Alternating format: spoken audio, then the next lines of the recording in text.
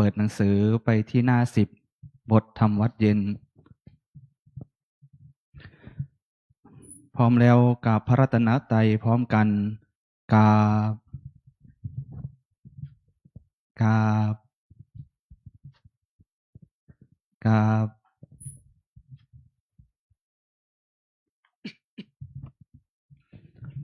โยโสภะคะวาอะระหังสัมมาสัมพุทโธสวากขาโต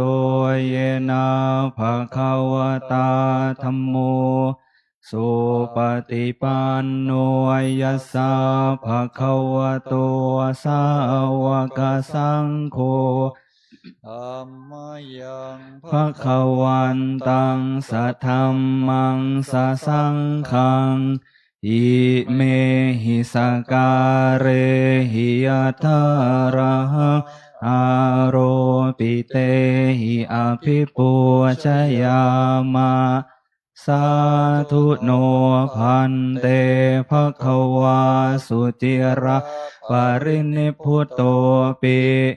ปัจฉิมาชนะตานุกัมปมานาสาอิเมสการะทุขตาปันนาการะภูมเตปฏิคันหาตุอัมหังกังทีคารตังหิตายาสุขายาอะระหังสัมมาสัมพุทโธภคะวาพุทธังภคะวันตังอภิวาเทมิสวากขาโตภคะวะตาธัมโมธัมมังนามัสสามิสุปฏิปันโนภะคะวะโตสาวกสังโฆสังฆังนะมามิหันธรรมยังพุทธสสะภะคะวะโตปุปภาคณมการันเจวะพุทธานุสตินะยัญจะกะโรมาเซนะโมตัสสะภะคะวะโตอะระหะโตสัมมาสัมพุทธัสสะนะโมตัสสะภะคะวะโตอะระหะโตสัมมาสัมพุทธัสสะนะโมตัสสะภะคะวะโตอะระหะโตสัมมาสัมพุทธัสสะตังโคปันนะภะคะวันตังเอวังกัลยาโนกิติสัทโธอภุคโตอิติปิโสภะคะวาอะระหังสัมมาสัมพุทโธวิชาจารณะสัมปันโนสุขโตโรกวิทูอนุตตโรปุริสธรรมสารทิสัทธาเทวมนุสานังพุทโธภคะวาติหันธรรมยังพุทธาภิกขิติงกะโรมาเซพุทธวาระหันตวรตาทิคุณาภิยุตโตสุทธาภิญาณการุณาหิสัมมาคัตโตโอเทสิโยสุชนะตังกามะลังวาสุโรวันธามหังตมระนังศิรสาชิเนนทังพุทโธโยสาภปานินางสารนังเขมามุตตมังปัฏฐมานุสติทานังวันธามิตังสิเรนังพุทธัสสะสมิทาโสวะพุทโธเมสามิกิสโรพุทโธทุกขาสัคคาตาจาวิธาตาจาหิตาสเม พุทธาสังนิยาเทมิสาริรันชีวิตันติทังวันทันโตหัง จาริสามิพุทธาเสวสุโพธิตังนาทิเมสารนังอัญญังพุทโธเมสารนังวรังเอเตนะสัจวัชเชนะวัฏไทยะสัทธุสาสเนพุทธังเมวันทมาเนนะยังปุญญังปสุตังอิทาสัพเพปิอันดารายาเมมาเหสุงตัสสะเตชะสากายเนวาจายวเจตสาวาพุทเทกุกัมมังปะกตังมยายังพุทโธปฏิคันหาตุอาจจยันตังการันตเรสังวดิตุงวพุทเทหันธรรมยังธรรมานุสตินะยังกะโรมาเซสวาคาโตภะคะวะตาธัมโมสันทิติโกอาการิโกเอหิปัสสิโกโอปัญญิโกปัจจตังเวทิตาโพวินยูหิติหันธรรมยังธรรมาภิคิติงกะโรมาเซสวาคาตาตาทิคุณโยขาวาเสนะไสโยโยมาคปากปาริยติวิโมคเพโทธัมโมกุโรกัปปตันนาตถาทาริธาริวันธามหังตมหารังวรธรรมเมตังธัมโมโยสัพพปานินางสารนังเขมมุตตมังทุติยานุสติทานังวันธามิตังสิเรนะหังธัมมาสาหาสมิทาโสวาธัมโมเมสามิกิสโรธัมโมทุกขัสสะสัคาตาจาวิทาตาจาหิตาสเมธัมมาสังนิยาเทมิสาริรันชีวิตันติทังวันทันโตหังจาริสามิธัมมาเสวสุธัมมตังนาทิเมสารนังอัญญังธัมโมเมสารนังวรังเอเตนะสัจวัชเชนะวัฏไทยะสัทธุสาสเนธัมมังเมวันทมาเน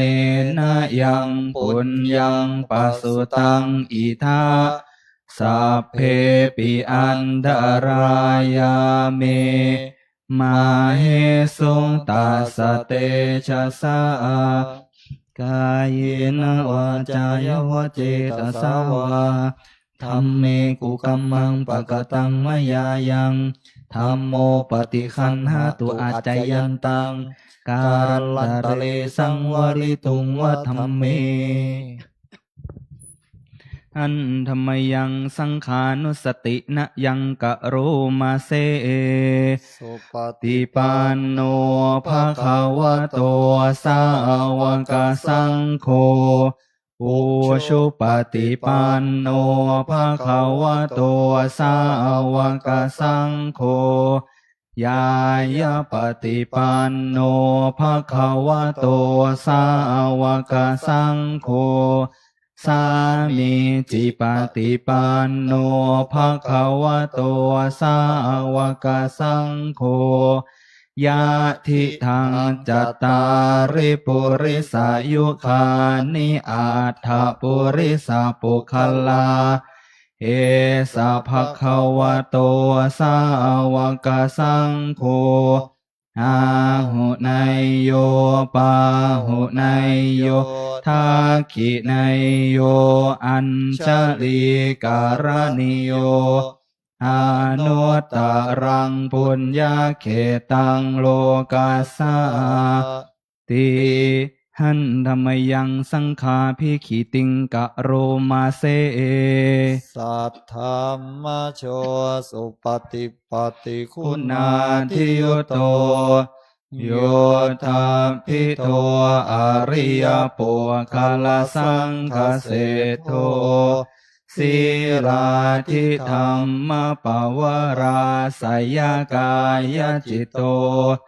วันธามหังตมริยานคนังสุสุทังสังโฆโยสัพพปานินางสารนังเขมามุตตมังตาติยานุสติทานังวันธามิตังสิเรนะหังสังฆาสาหัสมิทาโสวะสังโฆเมสามิกิสโรสังโฆทุกขาสัคคาตาจาวิทาตาจาหิตาสเมสังฆาสังนิยาเทมิสรีรันชีวิตันจิทังวันทันโต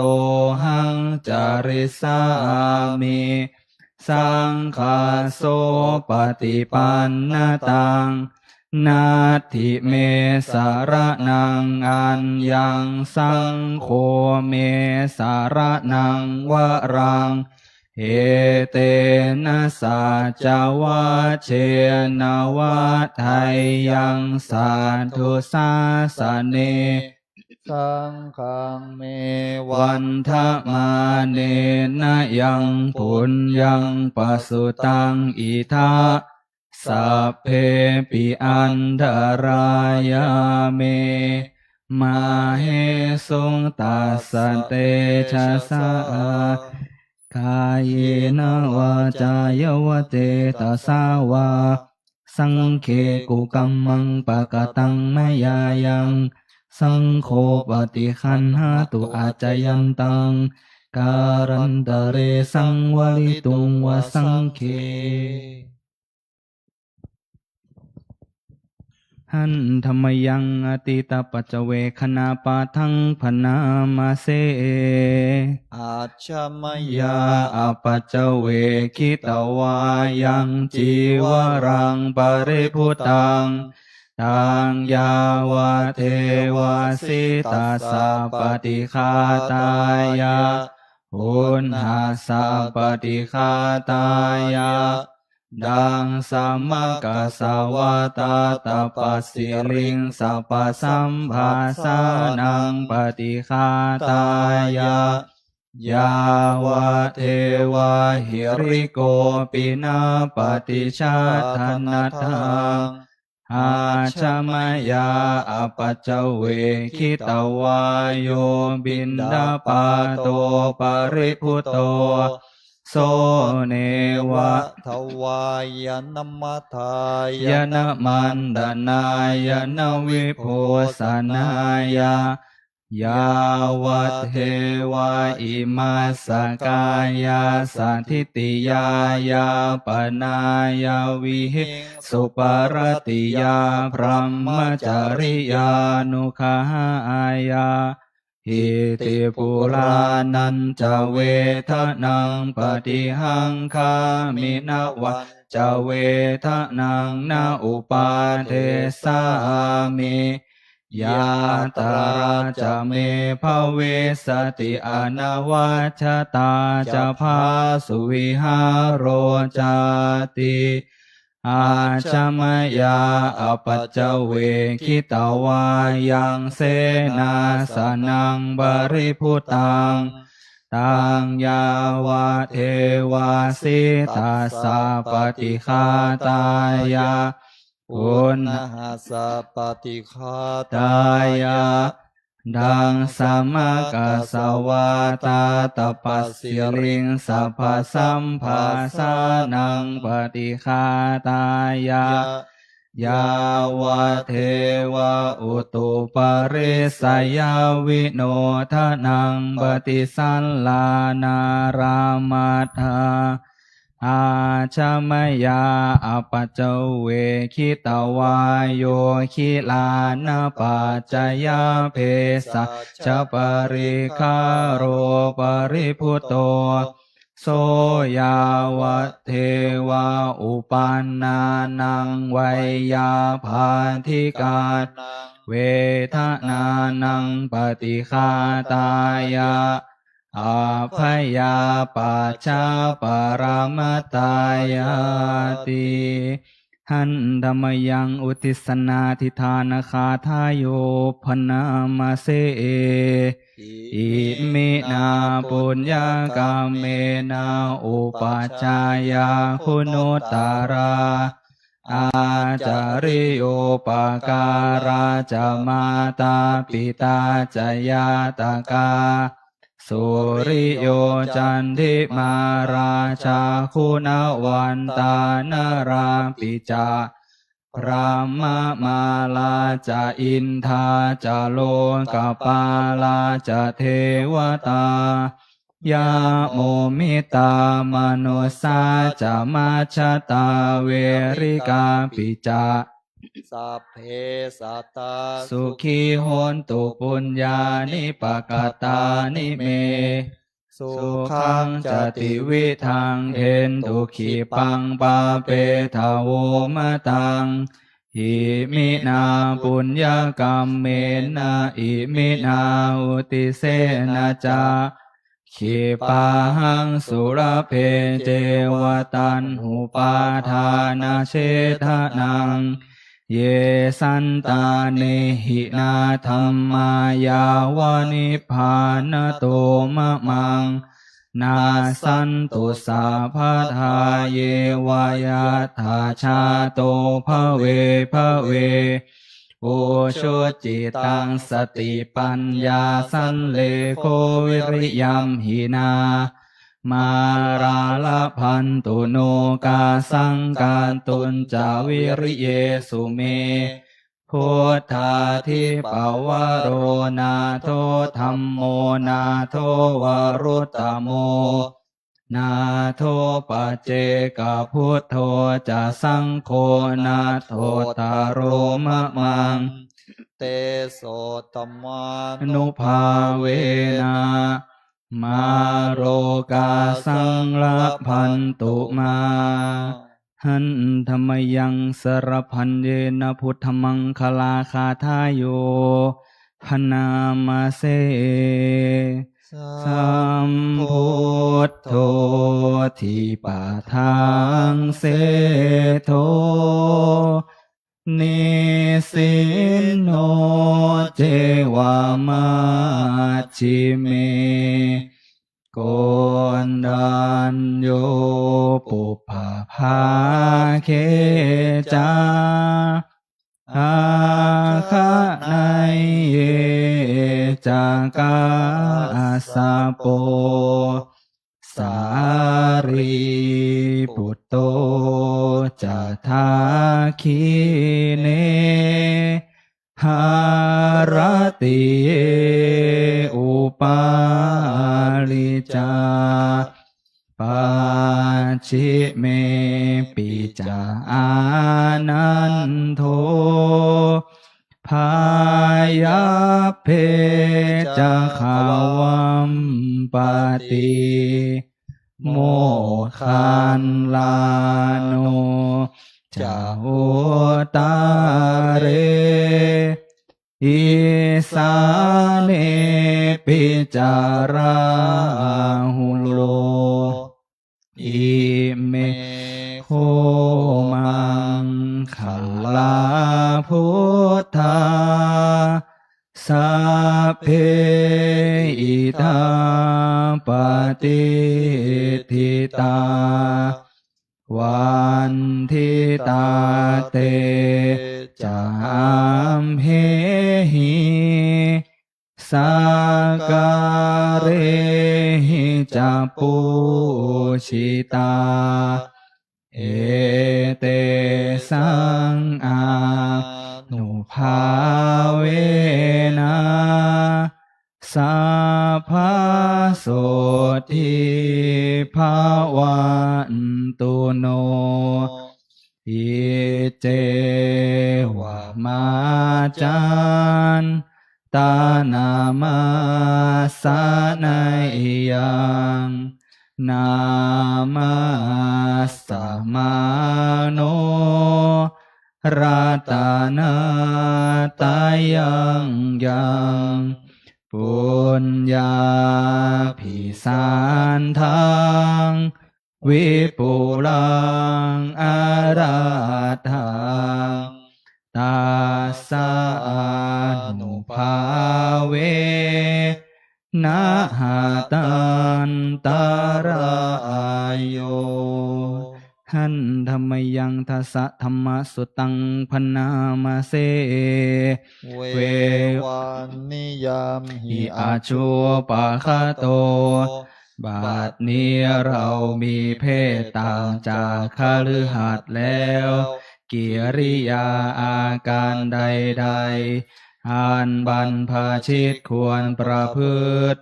เราต้องทำกิริยาอาการนั้นๆปาราปฏิภัทธาเมชีวิกา ความเลี้ยงชีพของเราเนื่องด้วยผู้อื่น เราควรทำตัวให้เขาเลี้ยงง่าย อัญโยเมอากาโปการณิโย อาการกายวาจาอย่างอื่น ที่เราจะต้องทำให้ดีกว่านี้ยังมีอยู่อีก ไม่ใช่แต่เพียงเท่านี้ กาจินุโคเมอัตตาศีลโตอุปวัฏฐติ ตัวของเราเองติเตียนตัวเราเองโดยศีลได้หรือไม่ กาจินุโคมังอนุวินจาวินโยสัพพรหมจารีศีลโต ปวะทันติ ผู้รู้ใครควรแล้วติเตียนเราโดยศีลได้หรือไม่สัพเพหิเมปิเยหิมะนาเปหินานาภาโววินาภาโว เราจะเป็นต่างๆ คือจะต้องพัดพรากจากของรักของเจริญใจทั้งสิ้นไป กัมมะสะโกมหิกัมมะทายาโทกัมมะโยนิกัมมะพันธุกัมมะปฏิสารโน เรามีกรรมเป็นของตน มีกรรมเป็นผู้ให้ผล มีกรรมเป็นแดนเกิด มีกรรมเป็นผู้ติดตาม มีกรรมเป็นที่พึ่งอาศัย ยังกัมมังการิสามิกัลยาณังวาปาปะกังวาตัสสะทายาโทภเวสามิ เราทำกรรมใดไว้เป็นบุญหรือเป็นบาป เราจักเป็นทายาทคือจะต้องได้รับผลของกรรมนั้นไปกาธัมโพตัสสะเมรตินทิวาวีติปตันติวันคืนล่วงไป บัดนี้เราทำอะไรอยู่ กาจิโนโคหังสุญญาคาเรอภิระมามิ เรายินดีใน เสนาสนะอันสงัดหรือไม่ อาทิโนโคเมอุตริมนุสสะธรรมาอะละมะลิยญาณทัสสนาวิเศโสอธิคโต คุณวิเศษของเรามีอยู่หรือไม่ โสหังปัจฉิเมกาเลสัพพรหมจารีหิปุถโธนะมังกุภวิสามิ ที่จะทำให้เราไม่เก้อเขิน ในเวลาเพื่อนบรรพชิตถามภายหลัง อิเมโคทัสสะธรรมาทำ10 ประการนี้แลปาภาชิเตนะอันบรรพชิตอาภินหังปัจจเวคิตาภาควรพิจารณาเนืองเนืองเธอเปิดหนังสือไปที่หน้า1กล่าวคำนมัสการพระบรมธาตุหันธรรมยังทักขินะโมรีธาตุนามาการาปาทันเจวาวชิระพุทธรูปปาทันจะพนามาเสนะโมพุทธายะนะมามิติโลกะโมลิงโลหะโกเตปะติทิตังปุชิตังสาภาโลเกหิกิติมันตังมโนหะรังอาหังวันทามิสาภาทาอังคาวาหาเยปุเรรัมเมโกวิลาลาคาปาภาเตสาหิเหมาคูหาคาเพทาคินาโมลิธาตุโยอาหังวันดามิสาภากายนาวาจายาเจตาสาวาวาชิรังนามาปาติมังอิทิปาติหาริยาการังพุทธรูปังอาหังวันดามิสัพพะโสสัทธาโสธีภะวันตุเม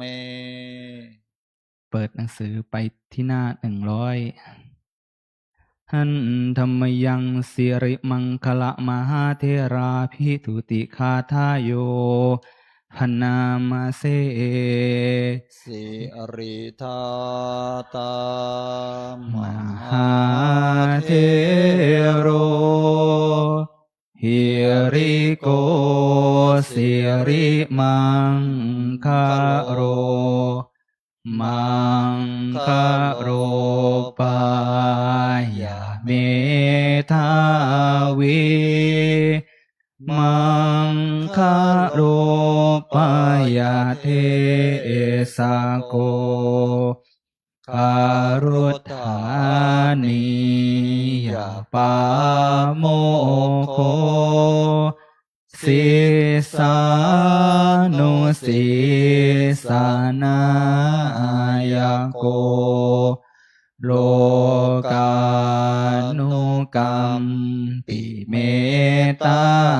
ยาสัตติปัฏฐานาทาระโกสติมามาโตโตจา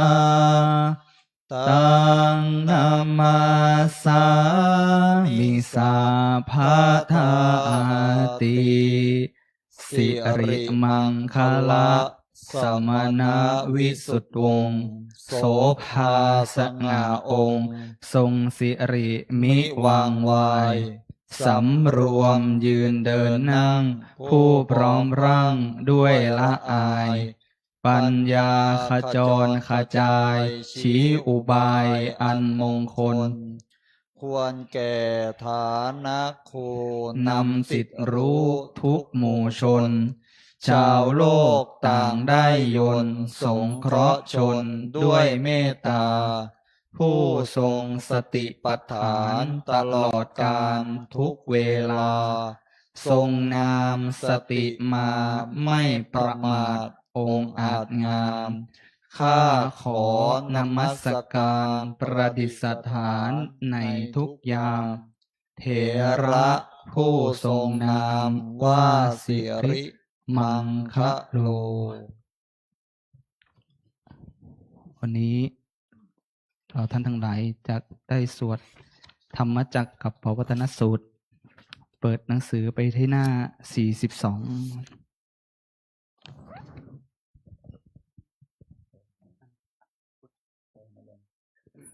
นะโมตัสสะภะคะวะโต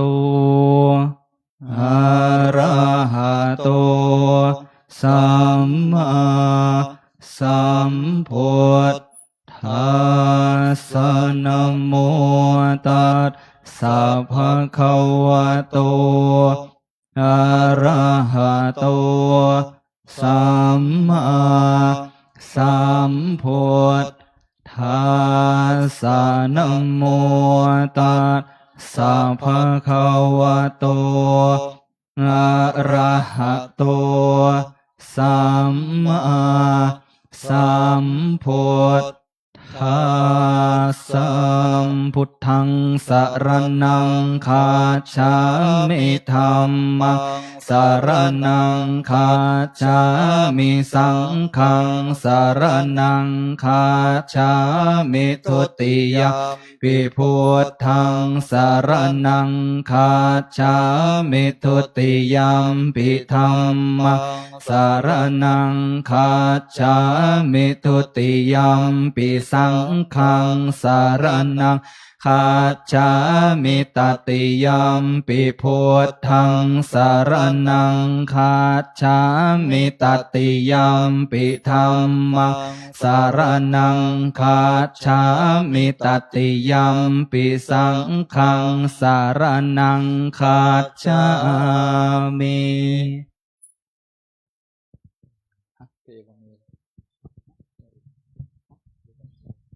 เอวเมสุตังเอกังสมัยยังภควาภาราณสียังวิหารติอิสิปตะเนมิขทาเยตาตระโคภควาปัญจวัคคีเยภิกขุอามันเตสิทเวเมภิกขเวอันตาปะภาชิเตนะนะเสวิตาภายโยจายกาเมสุกามสุขันลิกานุโยโคหินโนธัมโมปุถถุชนิโกอนาริโยอนันตสันหิโตโยจายอาตากิลมัฏฐานุโยโคทุโคอนาริโยอนันตสันหิโตเอเตเตภิกขเวอุโพอันเตอนุปคัมมามาชิมาปฏิปทาตถาคเตนะอภิสัมพุทธาจักขุกรณียานการณีอุปสัมมายะอภิญญายสัมโพธายนิพพานายสังวาตติกตมาจะสาภิกขเวมัชฌิมาปฏิปทาตถาคเตนะอภิสัมพุทธาจาคุกรณียานการณีอุปสัมมายะอภิญญายสัมโพธายนิพพานายสังวาตติอายเมวะอริโยอาทังคิโกมาโคไสยทิทังสัมมาทิฏฐิสัมมาสังกัปโปสัมมาวาจาสัมมากัมมันโตสัมมาอาชีโวสัมมาวายาโมสัมมาสติสัมมาสมาธิอายังโคสะภิกขเว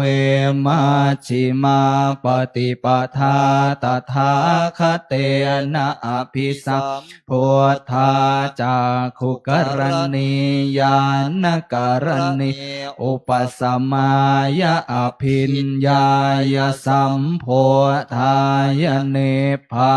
นายสังวาตติอิทังโข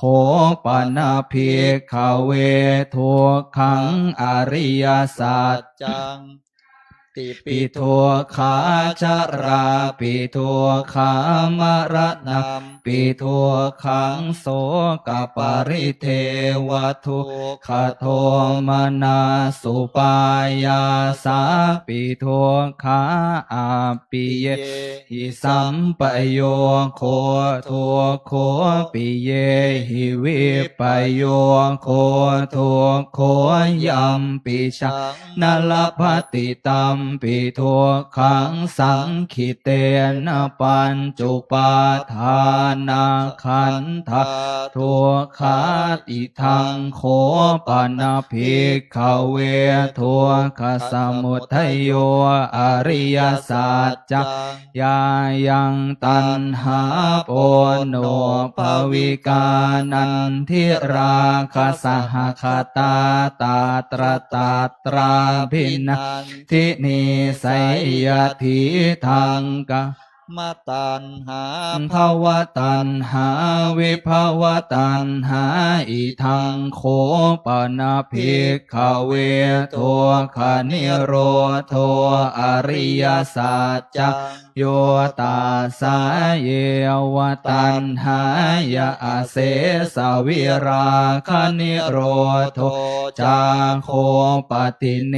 สาโคโมติอนารโยอิทังโคปนะภิกขเวทุกขานิโรธคามินิปฏิปทาอริยสัจจังอายเมวะอริโยอาทังคิโกมาโคไสยทิทังสัมมาทิฏฐิสัมมาสังกัปโป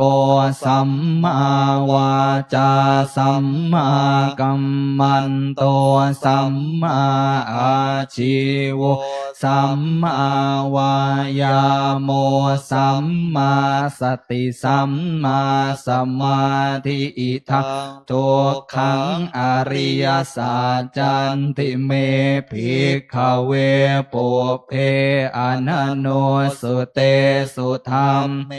สุจาคุงอุทาปาทิยานังอุทาปาทิปัญญาอุทาปาทิวิชาอุทาปาทิอารมโกอุทาปาทิตังโคปนิทังทุกขังอริยสัจจังปริญญายันติเมภิกขเวปุเพอนันโนสุเตสุธรรมเมสุจาคุงอุทาปาทิยานังอุทาปาทิปัญญาอุทาปาทิวิชาอุทาปาทิอารมโกอุทาปาทิตังโคปนิทังทุกขังอริยสัจจังปริญญาตันติเม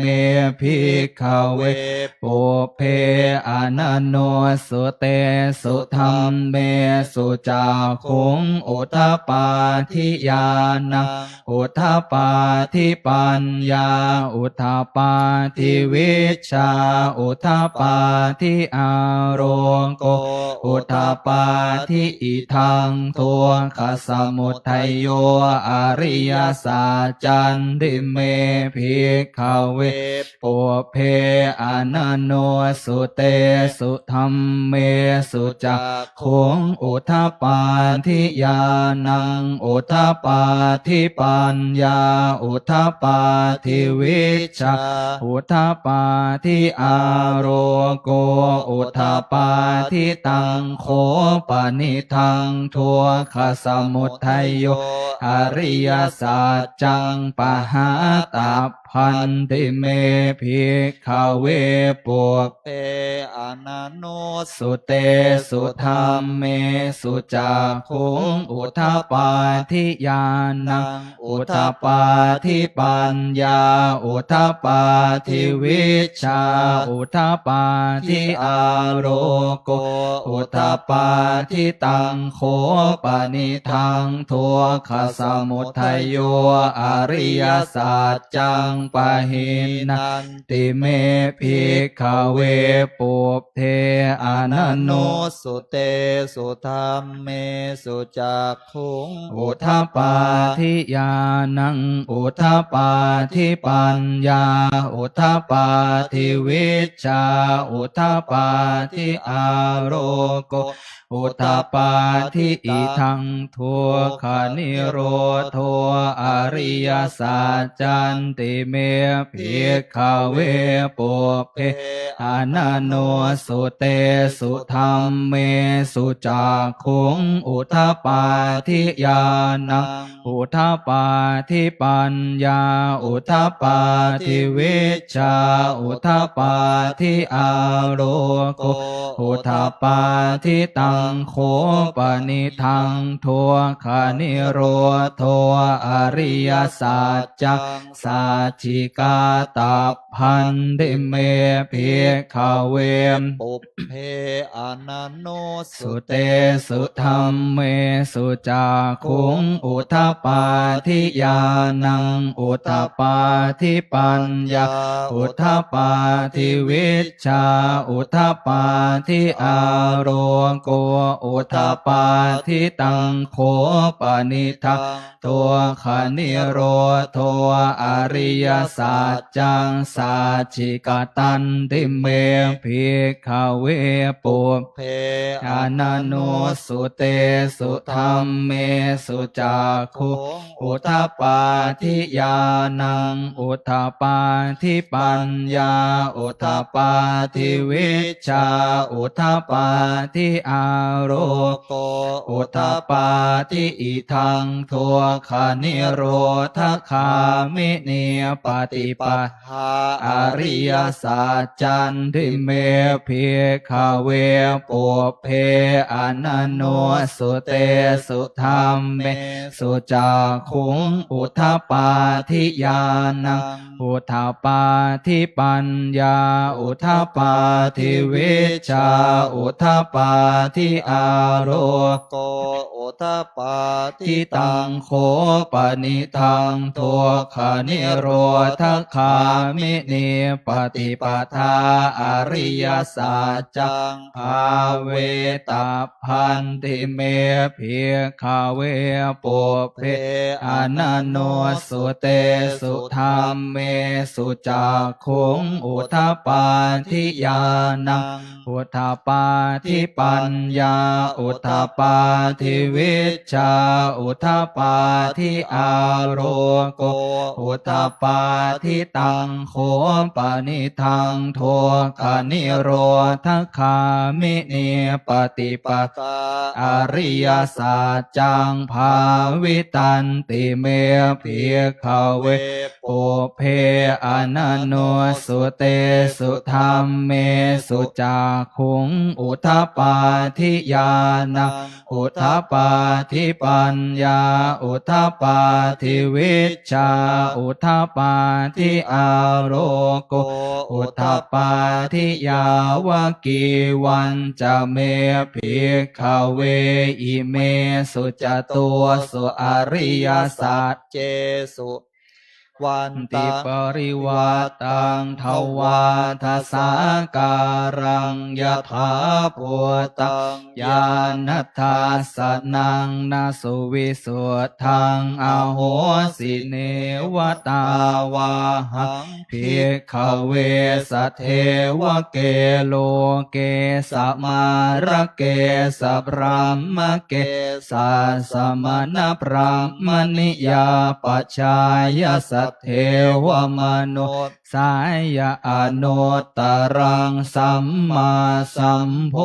ธิงอภิสัมพุทโธปัญจัญญาสิยโตจักโขเมภิกขเวอิเมสุจตัวสุอริยสัจเจสุเอวันติปริวัตตังทวาทสาการังยถาภูต ตังญาณทัสสนังสุวิสุทธังอโหสิอัฏฐาหังภิกขเวสัทเทวเกโลเกสัมมาระเกสัพรหมเกสัสมณพรหมนิยาปัจจายสัทเทวมโนสายอนุตตรังสัมมาสัมโพธิงอภิสัมโพธโธปัญจัญญาสิงญานันจะปนเมธาสนังอุทธปาทิอากุปาเมวิโมติอายมันติมาชาตินาตปุณณภะโอติอิธรรมโอจะภควะอาตมนาปัญจวัคคียาภิกขุภควโตภาสิตังอภินันทุอิมาสมินจะปนวัยยาการณาสมิพัญญมาเนอายาสมะตวงโกนทัญญาสวิรัชังเวตมะละธรรมจากขุงอุทธปาติยังกินจิสมุทัยธรรมังสัพพันตังนิโรธธรรมันติปวัตติเตจะภควตาธรรมจากเกภูมิมาเทวาสัทธมโนสาเวสุงเอตังภควตาภารณสิยังอิสิปตะเนมิขทาเยอนุตตรังธรรมจักกังปวัตติตังอาปติวัตติยังสมะเนนวาพระมะเนนวาเทเวนวามาเรนวาพระมุนาวาเกณจิวาโรกัสสมินติเทวานังสัทธังสุตวาจาตุมมหาราชิกาเทวาสัทธมโนสาเวสุงจาตุมมหาราชิกานังเทวานังสัทธังสุตวาตาวติงสาเทวาสัทธมโนสาเวสุงตาวติงสานังเทวานังสัทธังสุตวายามาเทวาสัทธมโนสาเวสุงยามานังเทวานังสัทธังสุตวาตุสิตาเทวาสัทธมโนสาเวสุงตุสิตานังสัทธังสุตวานิมมานรติเทวาสัทธมโนสาเวสุงนิมมานรตินังเทวานังสัทธังสุตวามิตาวาสวัตติเทวาสัทธมโนสาเวสุงปรณิมมิตาวาสวัตตินะเทวานังสัทธังสุตวาสัจจวาสัตตมโนสาเวสุงเอตัมภควตาภารณสิยังอิสิปตะเนมิขทาเยอนุตตรังธรรมจักกังปวัตติตังอาปติวัตติยังสมะเนนวาพระมะเนนวาเทเวนวามาเรนวาพระมุนาวาเกณจิวาโลกัสสมินติติหะเตนะคะเนนะเตนะมุโหเตนะยาวะพระมโลกาสัทโธอาภุ คาจิอายัญจะทัสสะสหัส สี โลกธาตุสังกัมปิสัมปกรรมทิสัมปเวทิอาปมาโนจะโอลาโลโอภาโสโลเกปาตุระโหสิอติกรรมเมวะเทวานังเทวานุภาวังอัทโคภควาอุทานะอุทาเนสิอัญญาสิวัตโพงโกนดันโยอัญญาสิวัตโพงโกนดันโยติอิติหิทางอายาสมะตงโกนดันยาสะอัญญาโกนดันโยตาเววะนามังอาโหสิติ ภวโตสัพพ ปมังคารังราคันตุสัพพเทวตาสัพพพุทธานุภาเวนัสสตาโสทิภวันตุเตภวตุสัพพมังคารังราคันตุสัพพเทวตาสัพพธรรมานุภาเวนัสสตาโสทิภวันตุเตภวตุสัพพมังคลังราคันตุสัพพเทวตาสัพพสังฆานุภาเวนัสสตาโสทิภวันตุเต เนื่องด้วยตอนนี้ก็อยู่ในวาระของที่จะแสดงออกซึ่งความอาลัยหรือว่าความจงรักภักดีต่อสถาบันพระมหากษัตริย์คือองค์พาเรียกว่าอะไรเจ้าหญิงองค์พาพัชรกิติยาภาได้เสด็จสู่สวรรคาลัยพระสงฆ์นิกรทั่วประเทศตลอดถึงวัดทุกวัดมหาเถรสมาคมก็ให้สวดอภิธรรมถวายเป็นพระราชกุศลแด่พระองค์ท่านวันนี้ตรงกับวันพระก็จะขอได้ร่วมกันได้ส่วนพระภิกษุสงฆ์จะได้สวดพระอภิธรรมถวายเป็นพระราชกุศลญาติโยมก็ร่วมอนุโมทนาอุทิศส่วนบุญถวายเป็นพระราชกุศลแด่พระองค์ท่านพระสงฆ์สามเณรจะได้สวดพระอภิธรรมต่อไปนะโมตัสสะภะคะวะโตอะระหะโตสัมมาสัมพุทธัสสะนะโมตัสสะภะคะวะโตอะระหะโตสัมมาสัมพุทธัสสะนะโมตัสสะภะคะวะโตอะระหะโตสัมมาสัมพุทธัสสะกุศลธรรมะอกุศลธรรมะอัปยากตาธรรมะกตเมธรรมะกุศลายสัมเมสัมมาเยกามาวจารังกุศลังเจตาอุปานังโหติโสมนัสสะสหกตังญาณสัมปโยตังรูปารามนังวาสัทธารามนังวากันธารามนังวารสารามนังวาโพธปารามนังวาธรรมารามนังวา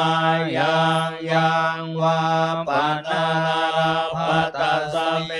สัมเย ปัสโสโหติอเวเคปโหติเยวาปนัตสสเมสมเยอันเดปิอาทิปติจะสมโมปันนาอโรปิโนธัมมาอิเมธัมมากุศลา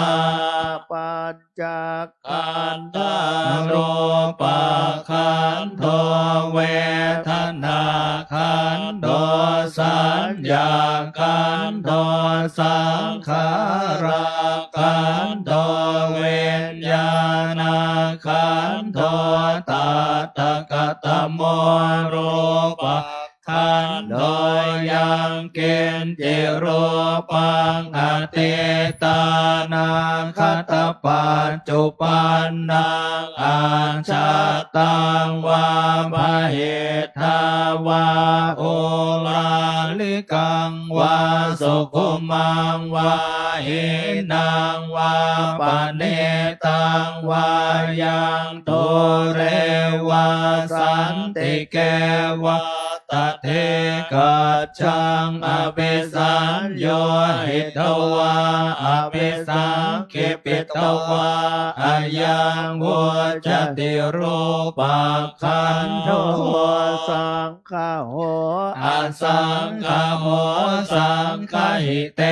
นะอสังฆหิตังอสังฆหิเตนะสังฆหิตังสังฆหิเต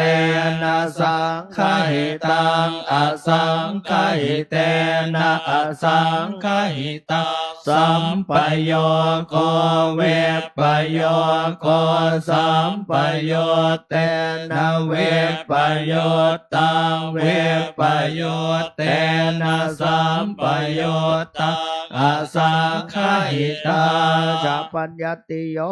ขันธปัญญาติอายตนะปัญญาติธาตุปัญญาติสัจจปัญญาติอินทรียปัญญาติปุคลปัญญาติเกตาวตาปุคลานาปุคลปัญญาติสมัยเวโมตโตอสมัยเวโมตโตโกปะธัมโมอโกปะธัมโมปริหานธัมโมอปริหานธัมโมเจตนาปะปะอนุรักขณาปะปะปุถุชนมโคตรภูพโยปรโตอปโยปรโตปะปะขมโนอปะปะขมโนนิยโตอนิยโตปฏิปันนโกภเลติโตอะระหะอะระหะตายปฏิปันโนปุคคโลอุปลาปฏิสัจจิกาทปรมาเทนาติอามันตายโยสัจจิกาโตปรมาโทตโตโสปุคคโลอุปลาปฏิสัจจิกาทปรมาเทนาตินะเหวังวัตตาเพอาชานาหิเนกหังหันเจปุคโลอุปลาปฏิสัจจิกาทปรมาเทนะเตนะวัตเลวัตตาเปโยสัจจิกาโตปรมาโทตโตโสปุคโลอุปลาปฏิสัจจิกาทปรมาเทนะติเมชายเกจิกุศลธรรมสัพเพเต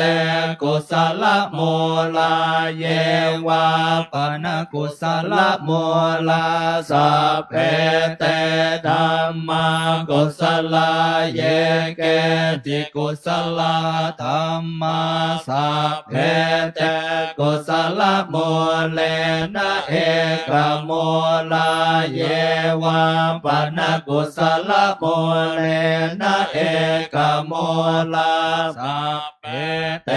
ธรรมากุศลาเหตุปัจจโย อารัมมณปัจจโยอธิปติปัจจโยอนันตรปัจจโยสัมมนันตรปัจจโยสหชาตปัจจโยอัญญมัญญปัจจโยเนสยปัจจโยอุปนิสยปัจจโยปุเรชาตปัจจโยปัจฉาชาตปัจจโยอาเสวนปัจจโยกัมมปัจจโยวิปากปัจจโยอาหารปัจจโยอินทรียปัจจโยชานะปัจจโยมังคปัจจโยสัมปโยตปัจจโยเวปโยตปัจจโยอาติปัจจโยนาติปัจจโยวิคตปัจจโยอวิคตปัจจโยอนิจจาวั วั ต ต สั สั ง ง ขา ขา รา ราอุปาทวยธรรมิโนอุปาชิตวานิโรชันติเตสังโวปัสสโมสุโขอนิจจาวัตสังขาราอุปาทวยธรรมิโนอุปาชิตวานิโรชันติเตสังโวปัสสโมสุโขอานิจจาวัตสังขาราอุปาทวยธรรมิโนอุปาชิตวานิโรชันติเตสังโวปัสสโมสุโข อัฏฐาสิเม อากาสิเมยาติเมตาสะขาจะเมเปตานังทักขินังทัจฉาปุเพกตมโนสารนาหิโรนังวาโสโกวายาวันยามปริเทวนานาตังเปตานามาทายะเอวะเตทันติยาตโยอายัญจะโคทาคินาเตนาสังฆามิสุปฏิทิตาทิคารตังหิตายาสัทธานาโสอุปกรรมปฏิโสยาติธัมโมจะอายังเมธาสิโตเปตานาปูชาจักตาโอราลาปลัญจะเปโกนามโนปเทนังตุมเหหิปุญญาปสุตังอนาปกันเต ภวตุสัพพ พมังคารังราคันตุสัพพะเทวตาสัพพะพุทธานุภาเวนัสสัทธาโสทิภวันตุเตภวตุสัพพมังคารังราคันตุสัพพะเทวตาสัพพะธรรมานุภาเวนัสสัทธาโสทิภวันตุเตภวตุสัพพมังคลังราคันตุสัพพะเทวตาสัพพสังฆานุภาเวนัสสัทธาโสทิภวันตุเต กราบพระพุทธ3 ครั้ง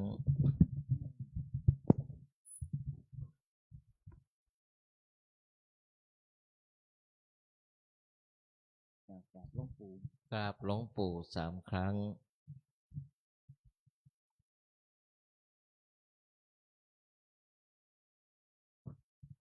พระเดชพระคุณหลวงพ่อจะได้หันหน้า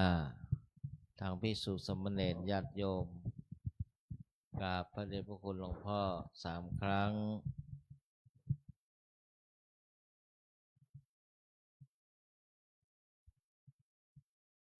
ขอขอบคุณและอนุโมทนา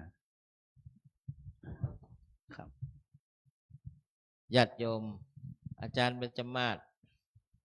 พ่อเลิศพ่อนันเลิศรับอัฐศีลกับหลวงพ่อ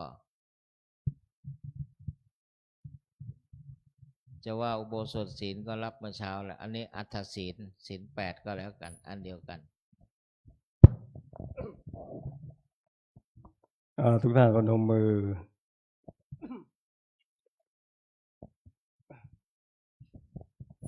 พร้อมแล้วกราบ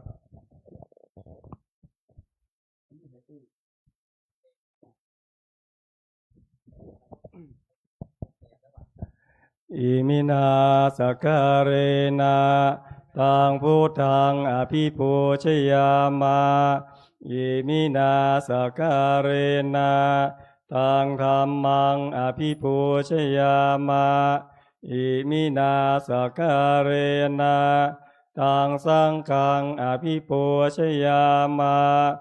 อะระหังสัมมาสัมพุทโธภควาพุทธังภควันตังอภิวาเทมิสวากขาโตภควตาธัมโมธัมมังนามัสสามิสุปฏิปันโนภควโตสาวกสังโฆสังฆังนามามิ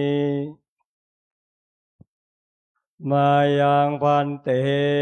ติสารเนนะสหะอัฏฐาศิลานิยาจามาทุติยัมปิมายังพันเตติสารเนนะสหะอัฏฐาศิลานิยาจามาตาติยัมปิมายังพันเตติสารเนนะสหะอัฏฐาศิลานิยาจามานะโมตัสสะภะคะวะโตอะระหะโตสัมมาสัมพุทธัสสะนะโมตัสสะภะคะวะโตอะระหะโตสัมมาสัมพุทธัสสะนะโมตัสสะภะคะวะโตอะระหะโตสัมมาสัมพุทธัสสะนะโมตัสสะภะคะวะโตอะระหะโตสัมมาสัมพุทธัสสะนะโมตัสสะภะคะวะโตอะระหะโตสัมมาสัมพุทธัสสะนะโมตัสสะภะคะวะโตโตสัมมาสัมพุทธัสสะพุทธังสรณังคัจฉามิพุทธังสรณังคัจฉามิธัมมังสรณังคัจฉามิธัมมังสรณังคัจฉามิสังฆังสรณังคัจฉามิสังฆังสรณังคัจฉามิตุติยัมปิพุทธังสรณังคัจฉามิทุติยัมปิพุทธังสรณังคัจฉามิทุติยัมปิธัมมังสรณังคัจฉามิทุติยัมปิธัมมังสรณังคัจฉามิทุติยัมปิสังฆังสรณังคัจฉามิทุติยัมปิสังฆังสรณังคัจฉามิตติยัมปิพุทธังสรณังคัจฉามิตติยัมปิพุทธังสรณังคัจฉามิตติยัมปิธัมมังสรณังคัจฉามิตติยัมปิธัมมังสรณังคัจฉามิตติยัมปิสังฆังสรณังคัจฉามิตติยัมปิสังฆังสรณัง กัจฉามิ ติสรณะขมนังนิทิตัง อามะพันเต ปานาติปาตาเวระมณีสิกขาปะตังสัมมาทิยามิ ปานาติปาตาเวระมณีสิกขาปะทังสมาธิยามิ อาตินนาตานาเวระมณีสิกขาปะตังสัมมาทิยามิ อาทินนาทานาเวระมณีสิกขาปะทังสมาธิยามิ อภรหมจริยาเวระมณีสิกขาปะตังสัมมาทิยามิ อาพระมจาริยาเวระมณีสิกขาปะทังสมาธิยามิ มุสาวาตาเวระมณีสิกขาปะตังสัมมาทิยามิ มุสาวาทาเวระมณีสิกขาปะทังสมาธิยามิ สุราเมรยามัจจปมาตาฐานะเวระมณีสิกขาปะตังสัมมาทิยามิ สุราเมรยมัจจปมาทัฏฐานาเวระมณีสิกขาปะทังสมาธิยามิ วิกาลโภชนาเวระมณีสิกขาปะตังสัมมาทิยามิ วิกาลโภชนาเวระมณีสิกขาปะทังสมาธิยามิ นาจากกิตาวาทิตาวิสุกาทัสนะมาลากันทะวิเลปนะธารณะมันดนะวิภูสนัฏฐานาเวระมณีสิกขาปะตังสัมมาทิยามิ นาจากขีตาวาทิตาวิสุกทัสสนะมาลาคันทะวิเลปนะธารณะมันดานะวิภูสนัฏฐานาเวระมณีสิกขาปะทังสมาธิยามิ อุจจาสยนะมหาสยนาเวระมณีสิกขาปะตังสัมมาทิยามิ อุจจาสยนะมหาสยนาเวระมณีสิกขาปะทังสมาธิยามิ อิมานิอัฏฐสิกขาปะทานิสมาธิยามิ อิมานิอาถาสิกขาปะทานิสมาธิยามิอิมานิอาถาสิกขาปะทานิสมาธิยามิอิมานิอาถาสิกขาปะทานิสมาธิยามิ อิมานิอัฏฐสิกขาปะทานิสีเลนะสุขติงยันติ สาธุ สีเลนะโภคะสัมปทา สาธุ สีเลนะนิพพุติงยันติ สาธุ ตัสมาสีลังวิโสทะเย อามะพันเตกราบ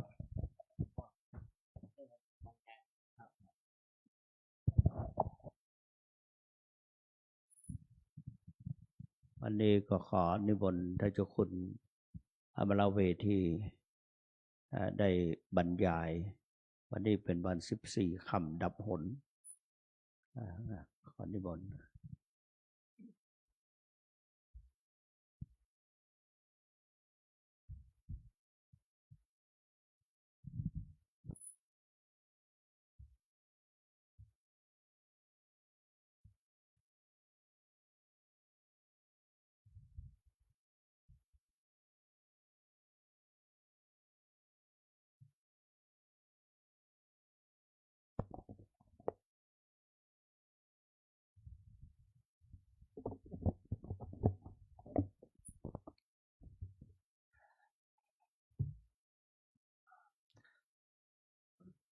เขามีส่วนเลียวบ้าง ช่างหัวเขา จงเลือกเอาส่วนดีเขามีอยู่ เป็นประโยชน์โลกบ้างอย่างน่าดู ส่วนที่ไม่ดี อย่าไปรู้ของเขาเลย ขอกราบถวายความเคารพนอบอภิวาทวันธนาการพระบรมทักษิณาโมลีธาตุพระบรมธาตุจอมทอง รูปเหมือนแห่งพระเดชพระคุณหลวงปู่พระพรหมมงคลหลวงปู่ทองสิริมังคละมหาเถระ ขอกราบถวายความเคารพพระเดชพระคุณหลวงพ่อพระสุวรรณเมธีด็อกเตอร์เจ้าอาวาสวัดพระธาตุศรีจอมทองวรวิหาร และรองเจ้าคณะจังหวัดเชียงใหม่ พระภิกษุสามเณรขอเจริญพรญาติโยมสาธุชนพุทธบริษัททุกท่าน ขอกราบรัตนามือลงญาติโยมนั่งตามสบายคิปะเมวะสมมิจฉตุ แปลว่าสำเร็จแบบฉับพลัน วันนี้มีความจำเป็นที่ญาติโยมจะต้องเจออาตมาอยู่2 ครั้ง 2 ครา ภาคเช้าเป็นวาระตามหน้าที่ ส่วนภาคกลางคืนนั้นก็อุ่นใจว่าน้องๆลูกๆสามเณรหรือท่านใดจะมาให้ธรรมะกับญาติโยมถามอาจารย์ธรรมหาสารวุฒิเรียนธรรม7นะองค์เนี่ยวันนี้ใครบอกว่าท่านมหาไอซ์กับอาจารย์แล้วมหาไอซ์มาไหมล่ะไม่มาถ้างั้นผมขอนิมนต์ท่านมหาสารวุฒินะผมไม่ได้ครับอ๋อไม่เป็นไรก็เมื่อมีความประสงค์เดี๋ยวอาจารย์จะไปทำหน้าที่ให้จะไปขัดตาทับก่อนแต่ว่าองค์นี้ถ้ากลางคืนอาจจะพูดนานนะภาคเช้าเนี่ยอาจจะพอประมาณภาคยามวิกาลหรือกลางคืนเนี่ยอาจจะเยอะหน่อยญาติโยมนั่งทำสบายก็พระเดชพระคุณหลวงพ่อในฐานะที่พระเดชพระคุณหลวงพ่อดำรงตำแหน่งรองเจ้าคณะจังหวัดเชียงใหม่ด้วยคือมติแห่งมหาเถรสมาคมองค์กรปกครองสูงสุดนั้นท่านให้สวดพระพุทธมนต์เพื่อถวายเป็นพระราชกุศลแด่สมเด็จพระเจ้าลูกเธอเจ้าฟ้าพัชรกิติยาภานเรนทราเทพยวดีเจ้าฟ้าสิริสารินีพัชระเนี่ยแล้วก็มหาวัชรราชธิดาซึ่งพระองค์สิ้นพระชนม์ที่ผ่านมานั้นเพราะฉะนั้นพระสงฆ์นิกรทุกหมู่เหล่านั้นมีความอาวรณ์ในการที่พระองค์ท่านซึ่งเป็นพระบรมวงศานุวงศ์นั้นได้สิ้นพระชนม์อาตมาก็มีโอกาสไปดูสื่อต่างๆหรือแม้แต่โซเชียลหรือแม้แต่สื่อสารต่างๆนั้นเห็นได้ว่าพระสงฆ์นิกรนั้นมีความรักมีความอาลัยอาวรณ์ต่อพระองค์ท่านเป็นอย่างมากนั้นอย่างไรก็ตามทั้งฝ่ายพุทธจักรและฝ่ายอาณาจักรนั้นมีความพรักพร้อมในการที่จะบำเพ็ญพระราชกุศลถวายแด่พระองค์ท่านอันเป็นที่รักยิ่งของปวงชนชาวไทยนั้นพระเดชพระคุณหลวงพ่อก็เลยให้สวดพระพุทธมนต์บทพระอภิธรรม7 คัมภีร์เพราะว่าหลังจากทำวัดสวดมนต์เย็นแล้วก็ให้สวดบทพระพุทธมนต์บทพระอภิธรรม7 คัมภีร์หรือบทมาติกานี้นับว่าถูกต้องดีงามเป็นอย่างยิ่ง แต่อย่างไรก็ตามนะญาติโยมสาธุชนท่านทั้งหลายก็คือว่าในแง่ของพุทธศาสนาเรานั้นทุกสถานการณ์ทุกปรากฏการณ์ที่เกิดขึ้นทั้งภายในภายนอกเราก็เอาหลักธรรมะของพระบรมศาสดาสัมมาสัมพุทธเจ้ามาเป็นหลักแห่งการพิจารณาและหลักตัดสินและแนวทางประพฤติปฏิบัติในการดำรงชีวิตของพวกเราชาวพุทธเรานั้นโดยเฉพาะอย่างยิ่งก็มาลำลึกทุกครั้งเกือบทุกครั้งเลยว่าพระสัมมาสัมพุทธเจ้านั้นได้ตรัสปัจฉิมโอวาทครั้งสุดท้ายเนี่ยนะญาติโยมก่อนที่พระองค์จะเสด็จดับขันธปรินิพพานเนี่ยเป็นบทสุดท้ายแม้แต่พระเดชพระคุณหลวงปู่ของพวกเราทั้งหลายนี่ก่อนที่หลวงปู่จะละสังขารเนี่ยเราทั้งหลายอาตมาก็จำได้ว่าหลวงปู่นี่ได้ยกพระพุทธวจนะบทนี้คือปัจฉิมโอวาทมีใจความว่าภาษาบาลีหันทธานิภิกขเวอมันตยามิโววยธรรมาสังขาราอปมาเทนะสัมปาเทถาติดังนี้เป็นต้นแปลเป็นใจความว่าเอาเถิดภิกษุทั้งหลายบัดนี้พระพุทธองค์ตรัสนะว่าพระตถาคตขอบอกขอเตือนแก่เธอทั้งหลายว่าสังขารทั้งหลายนั้นมีความเสื่อมไปเป็นธรรมดาเธอทั้งหลายจงยังประโยชน์ตนประโยชน์ผู้อื่นให้ถึงพร้อมให้บริบูรณ์ด้วยความไม่ประมาทนี่เหมือนญาติโยมทุกท่านเนี่ยเห็นไหมทั้งชาวไทยและต่างประเทศญาติโยมมาสมาทานศีลเบญจศีลศีล5อุโบสถศีลศีล8เนี่ยหรือแม้แต่ชาวต่างชาติมาปฏิบัติวิปัสสนากรรมฐานเนี่ยเรียกว่าดำเนินชีวิตด้วยความไม่ประมาทวันนี้ไม่มีล่ามแปลนะโยมจิรภาไม่มาจะเชิญแม่ชีผ่องพันธุ์อ้อยก็ไม่ถนัดอันนี้ถนัดสอนบาลีจะเชิญคุณแม่พัทราอันนี้พูดภาษาอังกฤษเก่งแต่ว่าโสตทวารคือหูของคุณแม่ไม่ค่อยแจ่มนักอันนี้เป็นสภาวะที่จริงคุณแม่เนี่ยพูดภาษาอังกฤษเก่งมากเลยเป็นล่ามได้เพราะนั้นขอแสดงความอภัยต่อญาติโยมต่างชาติเพราะอาตมาพูดภาษาอังกฤษไม่ได้ยกเว้นบางกรณีที่ฉุกเฉินเวลาจะข้ามไปต่างประเทศตม.อะไรอย่างนี้นะ